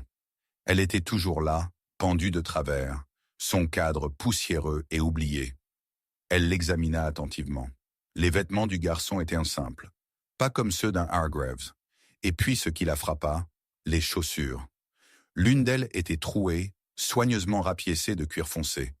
Pas vraiment un signe de pauvreté, mais pas de richesse. Non plus, elle a pris une décision. En bas, elle trouva le majordome Darnley en train d'astiquer le plateau d'argent avec un soin rigoureux. « Monsieur Darnley, dit-elle, vous servez cette famille depuis longtemps. Annabella avait-elle un compagnon dans sa jeunesse? Un garçon? Peut-être l'enfant d'un jardinier ou son pupille ?» Il hésita. « Il y avait un garçon, oui. Brièvement. Il a été amené ici après la mort de sa mère. Le colonel l'a recueilli, je crois par culpabilité. Des rumeurs de liaison. Il ne parlait jamais beaucoup. Le garçon était silencieux, pâle. Mais quelque chose s'est produit. Quoi? Un jour il est parti, sans prévenir. On a dit au personnel qu'il avait été envoyé à l'école. Mais personne n'a plus jamais eu de ses nouvelles. Et son nom? Les lèvres de Darnley se pincèrent. Je crois que c'était Laurence. Aucun nom de famille n'est jamais prononcé à haute voix. Miss Marple se retourna lentement. « Merci, dit-elle. Cela confirme tout. » Elle retourna dans sa chambre et déballa la poupée. Elle suivit ses coutures usées, puis passa ses doigts sur l'arrière de la tête. Là, sous un morceau de vieux velours, elle sentit quelque chose de dur. Pas de rembourrage. Elle tira sur le tissu et trouva, cousu à l'intérieur du crâne de la poupée, un médaillon en laiton. Elle l'a ouvert. À l'intérieur se trouvaient 2 photos. Annabella fille et un garçon, plus âgé de quelques années, sans sourire, le regard indéchiffrable. Gravé en minuscules lettres sous sa photo, L.H. Lawrence Hargreaves, l'enfant dont personne ne se souvenait. L'enfant qui avait été effacé. Miss Marple resta assise, immobile. Puis elle se leva, alla à son bureau et rédigea une lettre à l'inspecteur Cray de la police du comté. Elle y parlait de tromperie, d'erreur d'identité, de l'enfant de la crèche qui n'était peut-être pas celui d'Annabella, et d'un homme, Laurence, qui était probablement revenu sous un faux nom, peut-être comme professeur de piano, peut-être comme avocat, peut-être sous un tout autre nom. Elle a souligné la dernière ligne 2 fois.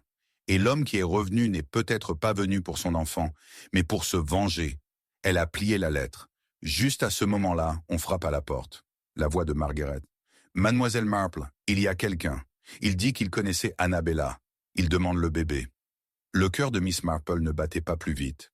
Il ralentit, délibérément, calmement. Elle rangea la poupée dans le tiroir, le verrouilla et sortit dans le couloir. « Laissez-le entrer, dit-elle. Et puis pour elle-même, voyons si un homme qui n'a jamais eu de visage se souvient encore de la poupée qui n'en a jamais eu non plus. » Chapitre 8. Le murmure entendu sous le plancher. La pluie froide et régulière était tombée toute la nuit, frappant les fenêtres du manoir de Highfield avec une telle persistance que même les épais rideaux de velours de la chambre d'enfant ne parvenaient pas à étouffer entièrement le bruit. Margaret, pâle et privée de sommeil, avait installé le petit Edward juste après minuit, puis s'était assoupie dans le fauteuil près de l'âtre, le feu crépitant doucement. Peu avant l'aube, elle se réveilla en sursaut, non pas au son du tonnerre ou des gémissements du nourrisson, mais à un bruit qu'elle ne parvenait pas à expliquer. Ce n'était ni un craquement, ni un gémissement provenant des vieilles poutres, ni le vent qui faisait vibrer la fenêtre. C'était une voix, étouffée, douce, une voix d'enfant. Et elle venait du sol. Elle se redressa brusquement, le cœur battant, et se pencha pour écouter. Le bébé remua dans son berceau, mais ne pleura pas. De nouveau, elle l'entendit, juste sous le tapis. Un murmure, indistinct, mais indéniablement humain, comme un souffle traversant les murs. Elle était trop terrifiée pour soulever le tapis, trop terrifiée même pour crier. Elle s'enfuit de la pièce et réveilla Miss Marple, qui ouvrit la porte, tout habillée, comme si elle s'y attendait. Miss Marple écouta sans interruption Margaret bafouiller le récit, puis avec pour seules armes un châle sur les épaules et un bougeoir en laiton à la main, elle se dirigea droit vers la chambre d'enfant, où les braises du feu pulsaient encore faiblement, et où le berceau se balançait comme pour l'accueillir. Elle s'agenouilla près du foyer, repoussa le tapis et tapota légèrement le plancher. La troisième planche émit un son creux. Elle tapota à nouveau. Et encore, cette terrible douceur. Une voix qui murmure dans une langue trop faible pour être claire. Miss Marple se tourna vers Margaret, figée devant la porte. « Allez chercher l'agent, » dit-elle calmement. « Et le colonel. Et si Monsieur Darnley est réveillé, j'aimerais lui parler aussi. » Au lever du soleil, la pépinière était noire de monde. Le colonel Hargraves, le visage gris et bourru, l'agent Brent, les yeux embrumés et trempés par la tempête, Margaret serrant un châle contre sa poitrine, et Monsieur Darnley qui n'avait rien dit, mais dont les yeux se fixaient constamment sur le sol. Mademoiselle Marple, la jupe soigneusement relevée, se tenait au-dessus de la planche desserrée, avec un pied de biche fourni par le jardinier. « Je pense, dit-elle, que cette planche a déjà été soulevée. Regardez comme les clous ont été réinsérés en biais, un travail d'amateur, fait à la va-vite. » D'un geste à la fois brutal et chirurgical, elle souleva la planche. En dessous, il y avait de la poussière, et du tissu, et quelque chose de pâle. L'agent Brent s'avança et s'agenouilla. Il en sortit un paquet, un lange de lin et de soie. L'air de la pièce changea. Ce qui n'était autrefois que du vieux devint indéniablement humain. Des os, petits, trop petits, c'était un enfant, mort depuis longtemps, enveloppé dans ce qui avait été une robe de baptême. Le silence tomba comme un coup. Margaret se détourna et pleura doucement contre le mur. Le colonel murmura un juron et s'assit lourdement dans le fauteuil, à bascule. Darnley recula dans le couloir. Miss Marple resta immobile. « Il n'y a jamais eu de baptême, » dit-elle doucement, « parce qu'il y avait 2 bébés, et un seul pouvait être nommé. » Personne n'a répondu. Elle se tourna lentement vers le colonel. « Vous m'avez dit un jour qu'Annabella était perturbée après la naissance, repliée sur elle-même. Mais et si l'enfant qu'on lui avait donné n'était pas celui qu'elle portait ?» Le colonel la fixa du regard. « C'est impossible. »« Vraiment ? Vous avez servi à la guerre, colonel. Vous savez combien il est facile d'arracher un nouveau-né à sa mère sous sédatif. Vous savez comment la loyauté peut conduire les hommes et les femmes à prendre des décisions sombres lorsque leur réputation est en jeu. Elle s'agenouilla à nouveau près du paquet et le retourna délicatement. Quelque chose brillait sous l'emballage. Un médaillon. Elle le ramassa. À l'intérieur se trouvait une boucle de cheveux noirs et un nom gravé en lettres délicates. Edward Hargrave, né le 3 mars. Le vrai Edward, dit-elle doucement. Elle se leva et se tourna vers Margaret. Tu étais là. Tu étais la seule dans la pièce. Les mains de Margaret tremblaient. Je ne savais pas. Pas au début. Miss Marple pencha la tête. Pas au début? Je pensais qu'il était mort. L'enfant. Annabella ne s'est jamais vraiment réveillée après la naissance. Il y avait du sang. Trop de sang. La sage-femme a dit que c'était un enfant mort-né. Mais ensuite, Darnley, il est venu me voir plus tard, m'a dit que tout avait été arrangé, qu'on avait apporté un remplaçant, que le nom des Hargrave devait perdurer, que le colonel ne supporterait pas la honte. Le colonel se leva, le visage livide. Je n'ai jamais donné de tels ordres. Mais quelqu'un l'a fait, dit Miss Marple. Elle se tourna brusquement vers Darnley, qui avait réapparu à la porte. Il ne l'a pas nié. Ce n'était pas une question de nom, dit-il enfin. C'était une question d'argent. Le vieil homme, votre père, avait laissé une clause. L'aîné de la génération suivante des Hargrave hériterait non seulement du manoir, mais aussi des fiducies étrangères. Si l'enfant mourait, la succession reviendrait à des cousins éloignés. Vous avez donc veillé à ce que l'enfant ne meure pas, dit Miss Marple. Vous l'avez remplacé. Et vous n'en avez parlé à personne. Darnley baissa les yeux. Je ne savais pas qu'ils avaient enterré l'autre. Je pensais... Miss Marple l'interrompit d'une main levée. Tu n'as pas réfléchi. Tu as obéi. Comme toujours. Et quelqu'un a tué Annabella quand elle a commencé à soupçonner la vérité. Elle se tourna vers le colonel. Et l'homme qui prétendait être le père, Lawrence Hargraves, n'a jamais été le père d'Edward. Mais peut-être croyait-il l'être. Le tonnerre gronda à nouveau, bas et amer. L'agent Brent était pâle. « Que faisons-nous maintenant ?»« Nous vérifions l'histoire, » dit Miss Marple. « Nous retrouvons la robe de baptême. Nous découvrons qui a signé le certificat d'inhumation, s'il existe. Nous interrogeons la sage-femme, si elle est toujours en vie. Et nous déterminons qui a eu accès au plancher, qui l'a soulevé, qui l'a refermé et pourquoi. » Elle s'approcha du foyer. Son pied frappa quelque chose d'autre. Un bruit qui ne ressemblait ni à celui du bois, ni à celui de l'os. Elle s'agenouilla de nouveau et plongea la main dans la cavité, en sortant une feuille de papier épais pliée en 8. C'était taché, mais lisible. Une page d'un journal. 6 mars. Ils l'ont échangé. Je me suis réveillé et j'ai su que quelque chose n'allait pas. Ses pleurs n'étaient plus les mêmes. Son odeur, sa peau. Mais il disait que je délirais. Ce n'était pas le cas. Je l'ai nommé quand même. Il le fallait. Mais j'ai gardé le médaillon. J'ai enterré la vérité avec le plancher. Un jour, quelqu'un l'entendra appeler. Miss Marple le plia soigneusement et se leva. « Je crois, dit-elle, que nous l'avons entendu maintenant. » Personne n'a parlé, et quelque part dans la chambre d'enfant, une planche craqua à nouveau. Pas à cause du poids, mais de mémoire. Chapitre 9. Le thé que personne n'a goûté. Ce soir-là, la pluie revint en trombe, comme si le ciel lui-même était déterminé à laver les secrets de la pierre usée par le temps du manoir de Highfield. Les lampes vacillaient dans le couloir, projetant de longues ombres inquiétantes sur les murs lambrissés. Dans le salon, où les fenêtres gémissaient, et le feu crépitait, Miss Marple se tenait devant une desserte à thé recouverte de lin. 4 tasses à thé étaient disposées avec une symétrie parfaite. 4 soucoupes, 4 cuillères, un sucrier. La théière était à moitié pleine, mais aucune des tasses n'avait été touchée. Et pourtant quelqu'un était mort. Annabella Hargrave avait été retrouvée affalée dans le fauteuil, près de la fenêtre, 5 semaines auparavant, les lèvres légèrement entr'ouvertes, une légère trace de mousse au coin des lèvres. Le thé était chaud, le parfum de bergamote encore frais. Une scène trop calme, trop mise en scène. On n'avait pas trouvé de poison dans sa tasse, mais la cause du décès avait été déclarée asphyxie, étouffement. Un oreiller, avait-on dit, mais c'était le décor de ce dernier thé qui était resté gravé dans l'esprit de Miss Marple, comme une épine enfouie sous la soie. Quelque chose s'était produit pendant ce thé, quelque chose qui ne figurait ni dans l'autopsie, ni dans les interviews, ni, même dans les ragots qui filtrèrent dans le village comme un brouillard au-dessus des haies. Ce soir-là, Miss Marple avait demandé à la gouvernante de reconstituer le décor à l'identique. Les mêmes tasses, le même torchon, le même chariot à poignée de cuivre qui grinçait toujours en roulant sur le tapis du foyer.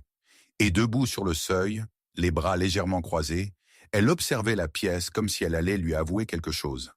L'infirmière Margaret se tenait près de la cheminée, se tordant les mains. « Je m'en souviens parfaitement, dit-elle. Le thé était servi pour 4 personnes. Mais nous n'étions que 3, Annabella, M. Darnley et moi. Le colonel avait pris un appel téléphonique dans le bureau. Elle n'avait même pas encore versé le thé quand j'ai quitté la pièce pour aller voir le bébé. À mon retour, elle était déjà partie. » Miss Marple s'approcha lentement des tasses, en soulevant une, puis une autre. « Pourtant, les 4 étaient là prêtes, dit-elle. Cela implique qu'un 4e invité était attendu. » Margaret fronça les sourcils. « Peut-être pour le colonel ?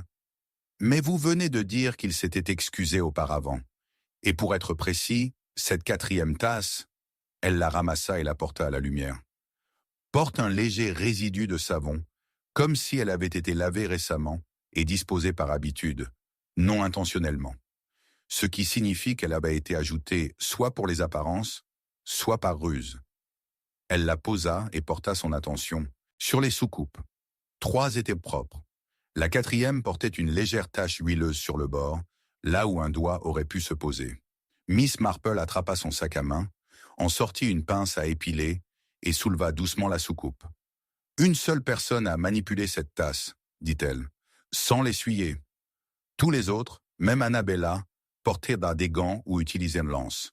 Mais là, un droitier a laissé une empreinte digitale distincte sur le bord gauche de la soucoupe. « Pouvez-vous dire à qui ?»« Oh oui, dit Miss Marple d'une voix douce comme du velours, parce que je l'ai déjà vu, sur le plateau en argent de la salle de musique, celui qui avait disparu et qui a été retrouvé dans le placard de la chambre d'enfant. C'était la seule empreinte sur le plateau, et elle appartient à quelqu'un qui a pris grand soin de ne plus jamais laisser d'empreinte. » Elle s'est retournée. « Où est Monsieur Darnley ?» Margaret hésita. « Je ne sais pas. Il a dit qu'il prenait une retraite anticipée. » Miss Marple s'approcha de la sonnette et tira doucement. Quelques instants plus tard, la femme de chambre entra, essoufflée. Miss Marple donna des instructions calmes et claires. Trouver l'agent, discrètement, et lui dire d'inspecter la cave. La fille était partie, les yeux écarquillés. La voix de Margaret tremblait. « Pourquoi la cave ?» Miss Marple se tourna vers la cheminée. Parce que Darnley savait qu'Annabella s'apprêtait à réviser son testament. Il savait qu'elle commençait à soupçonner que l'enfant de la chambre d'enfant n'était pas le sien. Il savait aussi qu'elle avait dressé la table à thé pour une réunion, non pas pour une réunion amicale, mais pour une confrontation. Et quand elle est morte, personne n'a remarqué que le thé n'avait jamais été servi, parce que tout cela était un piège. Margaret recula. « Je ne savais rien. Je le jure, je pensais... » « Tu pensais qu'elle était fatiguée, bouleversée. Mais tu n'as pas vu sa peur, ou tu l'as ignorée. Et quand Darnley l'a étouffée, tu l'as cru quand il a dit qu'elle s'était effondrée. » Miss Marple se dirigea vers le fauteuil et s'assit lentement. Elle était assise là, attendant, avec le testament dans sa poche. On ne l'a jamais retrouvé après sa mort. Mais elle l'avait noté dans son journal. Le journal que j'ai trouvé sur le plancher, à côté du linge du bébé. Elle comptait nommer publiquement le tuteur de l'enfant, peut-être même pour révéler la vérité. La porte s'ouvrit brusquement. L'agent Brent apparut, flanqué de 2 villageois. « Nous l'avons trouvé, dit-il, enfermé dans la cave à vin. Avec ceci. » Il brandit une enveloppe pliée. Miss Marple le prit et l'ouvrit avec précaution. À l'intérieur se trouvait le testament manquant, signé, daté et authentifié par Annabella. Et le nom qui y était inscrit la glaçait. Ni Margaret, ni Edward. Le seul bénéficiaire, Edward Lyon, né le 3 mars 1939, présumé décédé. Présumé. Miss Marple inspira. Elle n'a jamais accepté l'échange, dit-elle à voix haute. Elle n'a jamais accepté l'enfant qu'on lui avait donné. Elle a signé le testament au nom de son fils, espérant qu'il serait un jour découvert, que la vérité lui survivrait, que la justice puisse passer par le papier, même si elle ne passe pas par les mains. Margaret resta assise, stupéfaite, les lèvres entr'ouvertes. « Alors, l'enfant que j'ai élevé ?» Miss Marple la regarda, aimable mais grave. Toujours innocente, mais pas la sienne, pas légalement, et pas par le sang. Le silence régna à nouveau, plus lourd maintenant, comme si les murs eux-mêmes étaient en deuil. Dehors, la pluie s'est transformée en une fine brume. Miss Marple se leva, époussetant la poussière invisible de sa jupe. « Et pourtant, » dit-elle doucement, « quelqu'un d'autre savait. Assez pour rapporter le médaillon, assez pour murmurer sous le plancher, assez pour préparer un thé que personne ne goûterait jamais, mais dont tout le monde se souviendrait. » Elle regarda la soucoupe une dernière fois, parce que le tueur n'a laissé qu'une seule erreur, une empreinte de doigt huileuse et négligente, sur le thé que personne n'osait boire. Elle s'avança vers le couloir, rédigeant déjà la lettre qui conduirait la police à la dernière adresse connue de Lawrence Hargreaves à Londres. Et derrière elle, la table à thé était intacte, comme une scène avant l'acte final. Chapitre 10. Le nom écrit dans la poussière. L'orage s'était dissipé au matin, laissant derrière lui un silence. Humide sur Highfield Manor, presque empreint de recueillement.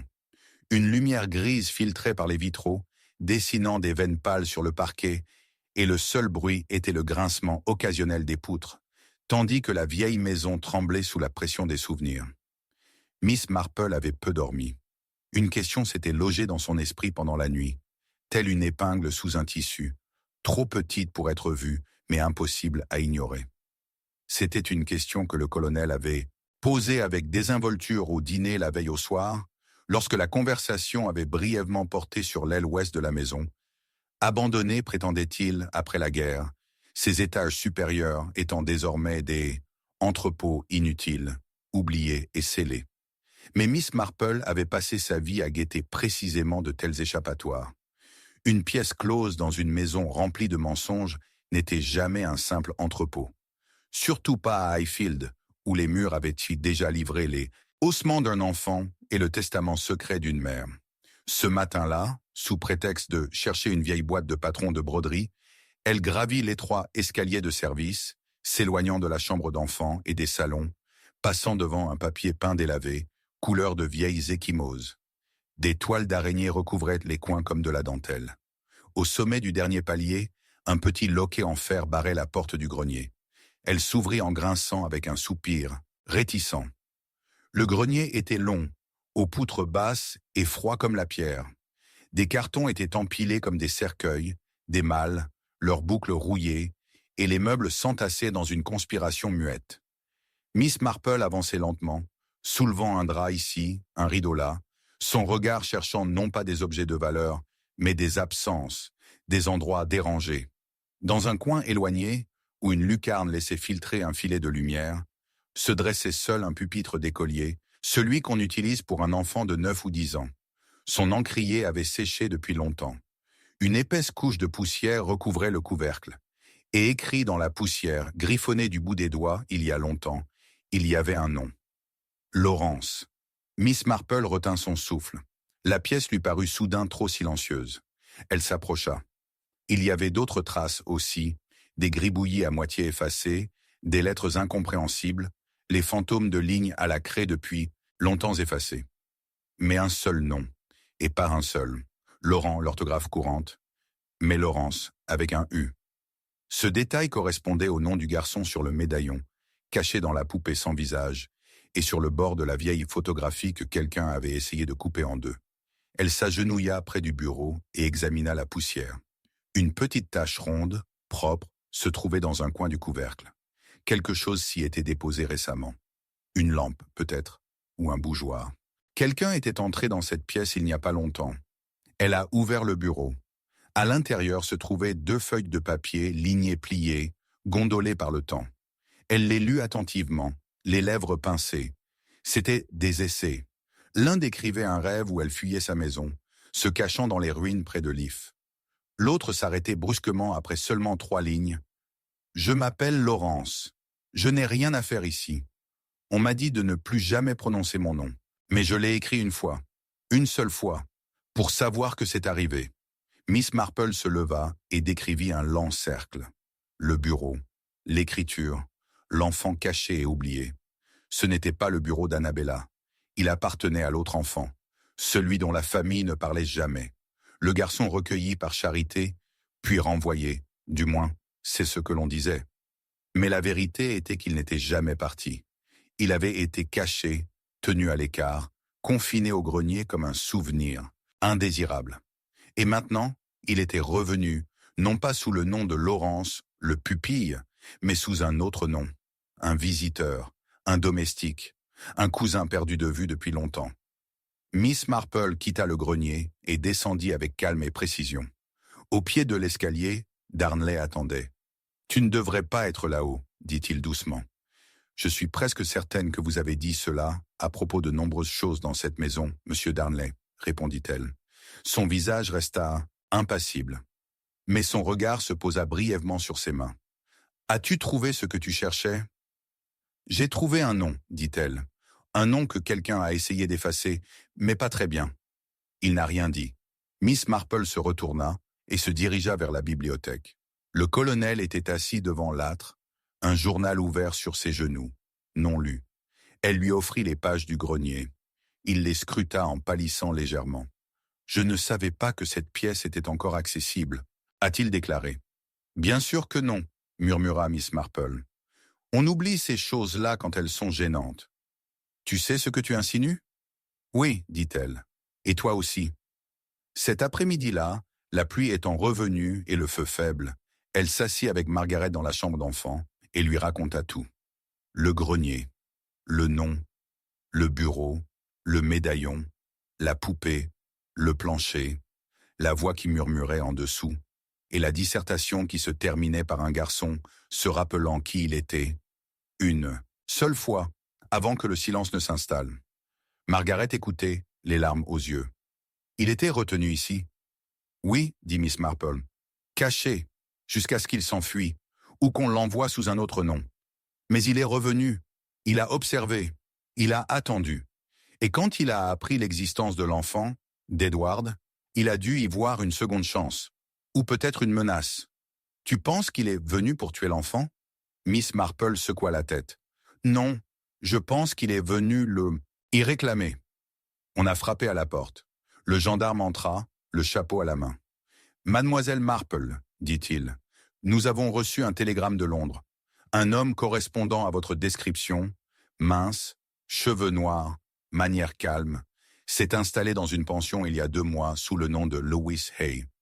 La propriétaire confirme qu'il est parti il y a 2 semaines. Elle a dit qu'il rentrait chez lui. Louis Hay, répéta Miss Marple. Initiales, L.H., les mêmes initiales, gravées sur le médaillon du garçon. Elle se leva. Alors maintenant on sait, dit-elle. Lawrence Hargraves est revenu. Il a vu le testament qui donnait le nom de l'enfant. Il a vu la vie qui lui avait été refusée être confiée à quelqu'un d'autre. Et il a essayé de se réinscrire dans l'histoire. Le gendarme hocha la tête. Mais, poursuivit Miss Marple d'une voix douce mais dure, il était déjà inscrit. Dans le grenier, dans la poussière, dans le bureau, dans le silence. Elle regarda vers la fenêtre, où la pluie tapait sur le verre comme du bout des doigts. Nous n'avons pas besoin de ses aveux, dit-elle. Nous avons son nom. Et demain, il découvrirait ce que Laurence avait encore laissé derrière lui. Car les garçons qui vivent dans le silence deviennent des hommes qui laissent des traces, surtout dans les endroits où personne ne prend la peine de dépoussiérer. Chapitre 11. La confession qui a menti par amour. Les cloches de Sainte-Marie sonnaient sous la pluie. Leurs notes aplaties et brouillées par l'épais brouillard qui descendait des collines et recouvrait le village comme une couverture. Les fenêtres brillaient faiblement à travers le brouillard, les lumières projetant des halos flous dans le crépuscule. Et derrière le portail du presbytère, un groupe de villageois se tenait épaule contre épaule sous parapluie et manteau, leurs murmures portés par l'air humide comme des feuilles soufflées par le vent. Quelque chose s'était produit, quelque chose de trop étrange, de trop soudain pour être pris au pied de la lettre. La nouvelle s'était répandue au petit déjeuner, et à l'heure du déjeuner, tout le village était au courant. Monsieur Darnley avait avoué. Cela n'avait pas été fait avec drame, ni dans le feu de l'affrontement. Il s'était simplement rendu au commissariat de ses propres forces, avait retiré ses gants et déclaré calmement qu'il avait tué Annabella Hargrave, qu'il avait échangé l'enfant, qu'il avait fait tout cela par amour. La nouvelle frappa Highfield Manor comme une pierre lancée à travers une vitre. L'infirmière Margaret s'évanouit. Le colonel Hargraves s'enferma dans son bureau, et Miss Marple, qui observait tranquillement l'orage depuis la fenêtre du salon, se leva simplement, prit son sac à tricot et se dirigea vers le bureau du gendarme. À l'intérieur, Darnley était assis dans la pénombre de la salle d'interrogatoire, sur une chaise en bois qui semblait trop petite pour un homme aussi ancien et précis. Il ne broncha pas en la voyant, ni lorsqu'elle s'assit en face de lui, retirant ses gants avec un calme et une réflexion délibérée. « Miss Marple, dit-il. « Monsieur Darnley, répondit-elle avec un hochement de tête. « Vous avez été très courageux. »« J'ai fait ce que je devais faire, dit-il d'un ton neutre. « Ce que j'aurais dû faire dès le début. » Elle l'observa un long moment, laissant le silence s'installer entre eux comme un poids. Puis doucement, « Mais ce n'est pas vrai, n'est-ce pas ?» Il cligna des yeux. « Vous n'avez pas dit la vérité. »« Pas vraiment. Vous en avez raconté une version. Une histoire que vous avez maquillée pour faire croire à de la culpabilité, mais qui, à y regarder de plus près, ne colle pas vraiment. C'est noble, tragique, déchirant, et bien trop commode. » Les mains de Darnley tremblaient légèrement. « Je ne vois pas ce que tu veux dire. »« Je pense que oui. Vous avez dit avoir tué Annabella, que vous l'aviez étouffée parce qu'elle avait découvert que l'enfant n'était pas le sien, et que vous aviez peur de ce qu'elle pourrait faire. Vous avez dit l'avoir fait pour protéger le garçon, pour le garder en sécurité. » Il hocha la tête. « Mais Annabella, continua-t-elle, allait nommer le garçon dans son testament. Elle allait sécuriser son avenir, pas le détruire.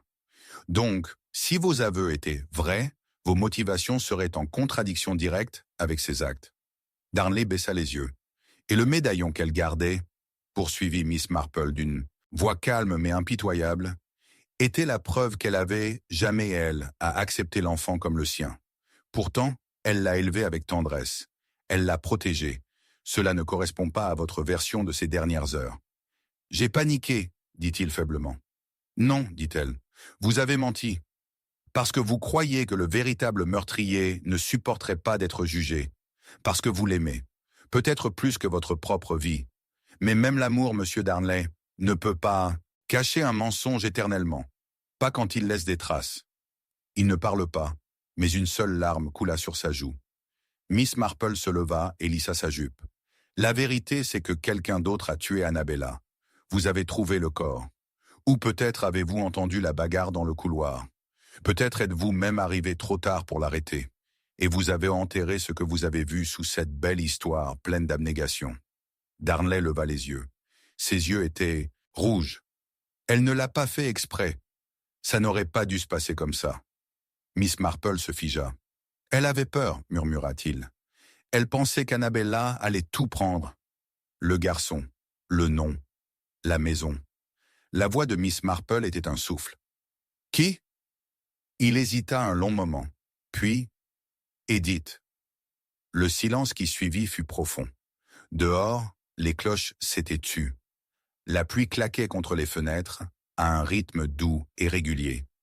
Miss Marple se rassit lentement. « Edith. Hargraves n'existe pas, dit-elle. La femme que nous connaissions sous ce nom n'était pas la sœur du colonel. La véritable Edith est morte à l'étranger il y a 20 ans. » Darnley hocha la tête. « Elle est revenue après la guerre. Elle a dit qu'elle avait vécu en Italie. Elle a dit qu'elle s'appelait Evelyn à l'époque. Mais elle avait une lettre, la preuve qu'elle avait été recueillie par la famille Hargraves quand elle était enfant. Je l'ai reconnue. Je n'ai pas parlé. J'aurais dû. Mais elle était si gentille, au début. » Miss Marple ferma brièvement les yeux. Et quand Annabella revint avec un enfant, sans mari ni père d'héritier, Evelyn y vit une opportunité. Elle voulait un héritage, un nom, quelque chose qu'elle n'a jamais eu. Et quand Annabella a menacé de le faire, elle l'a étouffé. « Elle ne l'a pas fait exprès, » répéta-t-il d'une voix brisée. Elles se sont disputées. Evelyn a dit qu'Annabella devait partir, qu'elle n'était pas apte. Annabella lui a dit qu'elle savait la vérité sur l'enfant, qu'elle avait des preuves. Evelyn a essayé de l'en empêcher. Elle a attrapé l'oreiller et c'était fini en quelques secondes. Miss Marple se renversa en arrière, le souffle court. Et c'est toi qui as assumé la responsabilité. Il hocha la tête. Elle se leva et se dirigea vers la porte. Tu as tort, tu sais. Ton silence ne la protégera pas, car les mensonges d'amour trahissent toujours celui qu'ils cherchent à protéger. Dehors, le crépuscule avait laissé place à la pleine nuit. Miss Marple revint à Highfield, les bottes trempées et le manteau collé à elle comme une seconde peau. Elle monta l'escalier, passa devant la chambre d'enfant où Margaret fredonnait doucement à l'enfant, et s'arrêta dans le couloir est, où la chambre d'Edith était ouverte. La femme était assise à la coiffeuse, retirant calmement ses boucles d'oreilles. « J'ai entendu dire que Darnley a avoué, » dit-elle sans se retourner. « Oui, » répondit Miss Marple. « Il était très convaincant. » « Était » jusqu'à ce qu'il décrive la forme d'un médaillon qu'il n'avait jamais vu. Edith se retourna très légèrement. « Les gens mentent facilement, » disait Miss Marple, « mais seul l'amour les pousse à mentir méchamment. » Il y eut un long silence. Puis très doucement, Edith dit « Vas-tu leur dire ?» La réponse de Miss Marple fut aussi silencieuse que la pluie qui tombait. « Non, je n'aurai pas à le faire. » Elle sortit dans le couloir, car demain, le garçon se réveillerait dans son berceau et murmurerait à l'infirmière Margaret le nom entendu dans l'ombre la nuit de la mort de sa mère. Et ce ne serait pas Darnley, ce serait Evelyn. Chapitre 12.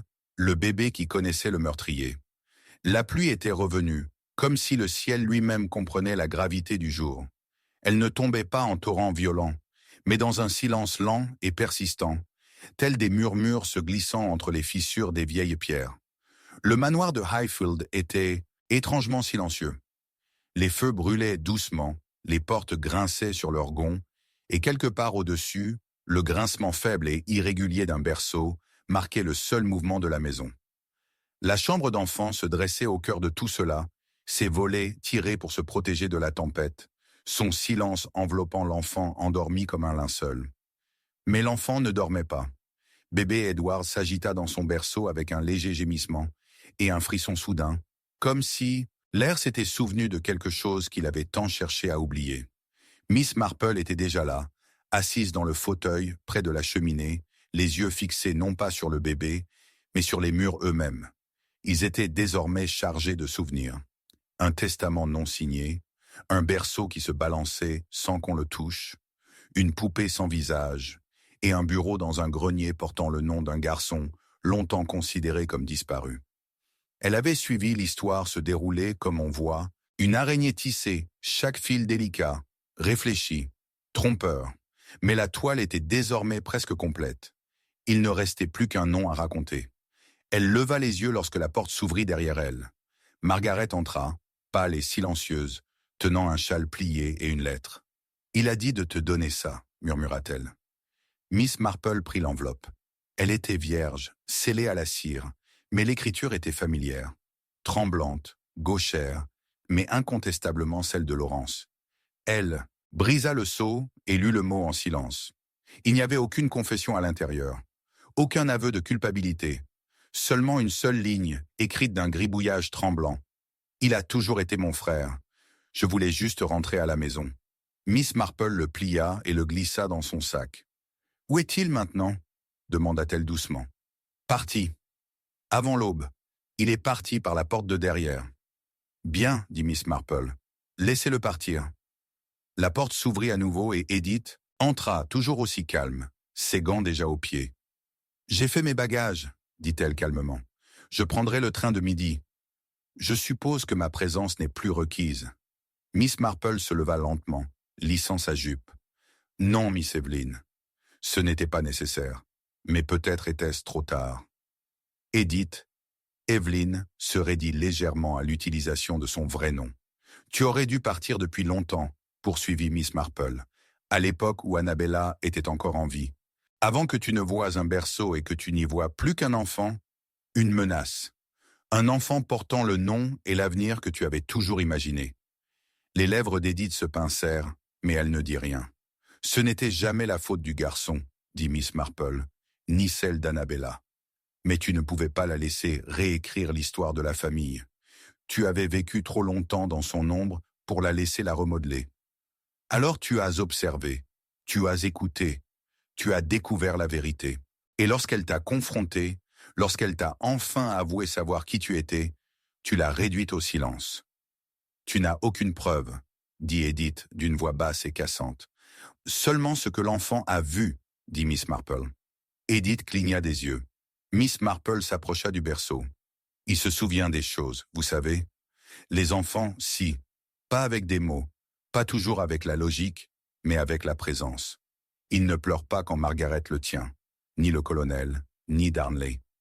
Mais là, semaine dernière, quand vous l'avez pris dans vos bras, il a crié. Je l'ai fait sursauter. Tu as prononcé le nom de sa mère, dit doucement Miss Marple. Tu l'as murmuré en le berçant, et il a reconnu ta voix, parce que c'était la dernière voix qu'elle ait jamais entendue. L'air dans la pièce s'est calmé. Tu l'as assassiné, et puis tu as préparé le thé, essuyé les tasses, dressé le plateau. Et quand Darnley l'a découverte, tu lui as laissé croire que c'était un accident. Ou pire, tu lui as laissé croire qu'il avait trahi sa femme. Le visage d'Edith était pâle, crispé par des années de fureur contenue. J'ai tout donné à cette famille, dit-elle. J'ai nettoyé après eux. J'ai souri quand ils m'ont insulté. Je me suis assise à des tables où je n'étais jamais vraiment la bienvenue. Et j'ai vu Annabella gâtée et naïve, faillir tout gâcher. Elle n'avait aucune idée de ce que signifiait cette maison. Mais ce n'était pas à toi d'hériter, dit Miss Marple, d'une voix douce. Ni la maison, ni l'enfant, ni l'histoire. Le feu a craqué une fois dans l'âtre. J'ai prévenu le gendarme de vous voir, ajouta mademoiselle Marple. Il n'y aura pas de procès. Les aveux de Darnley ont trop brouillé les pistes. Mais vous quitterez Highfield, aujourd'hui, et vous ne reviendrez jamais. Edith hocha la tête une fois, ses yeux comme du verre. Elle se retourna et quitta la pièce sans un mot. Miss Marple s'approcha du berceau. Bébé Édouard la regardait, les yeux écarquillés, sa petite main agrippant le bord de la couverture. Elle sourit doucement et lui toucha le front. « Voilà, murmura-t-elle, c'est fini. Tu le savais avant nous, n'est-ce pas ?» Le bébé roucoula, presque comme une réponse, et le berceau émit un dernier grincement lent. Dehors, la pluie avait cessé, la tempête était passée, et la maison, pour la première fois depuis des mois, semblait silencieuse. Ni lourde, ni hantée, juste silencieuse. Mais alors que Miss Marple se tournait pour partir, son regard se posa sur le bord du fauteuil à bascule près de la fenêtre. Quelqu'un avait creusé dans le bois une sculpture superficielle mais nette, comme si elle avait été réalisée avec le bord d'un coupe-papier. 3 lettres. L.H. Elle sourit faiblement. Laurence avait donc finalement laissé son nom derrière lui, tout comme Edward quitterait un jour le sien. Le berceau grinça à nouveau, tandis que le vent agitait les rideaux. Et dans ce doux écho, Miss Marple n'entendait ni tristesse, ni culpabilité, ni peur, mais la paix.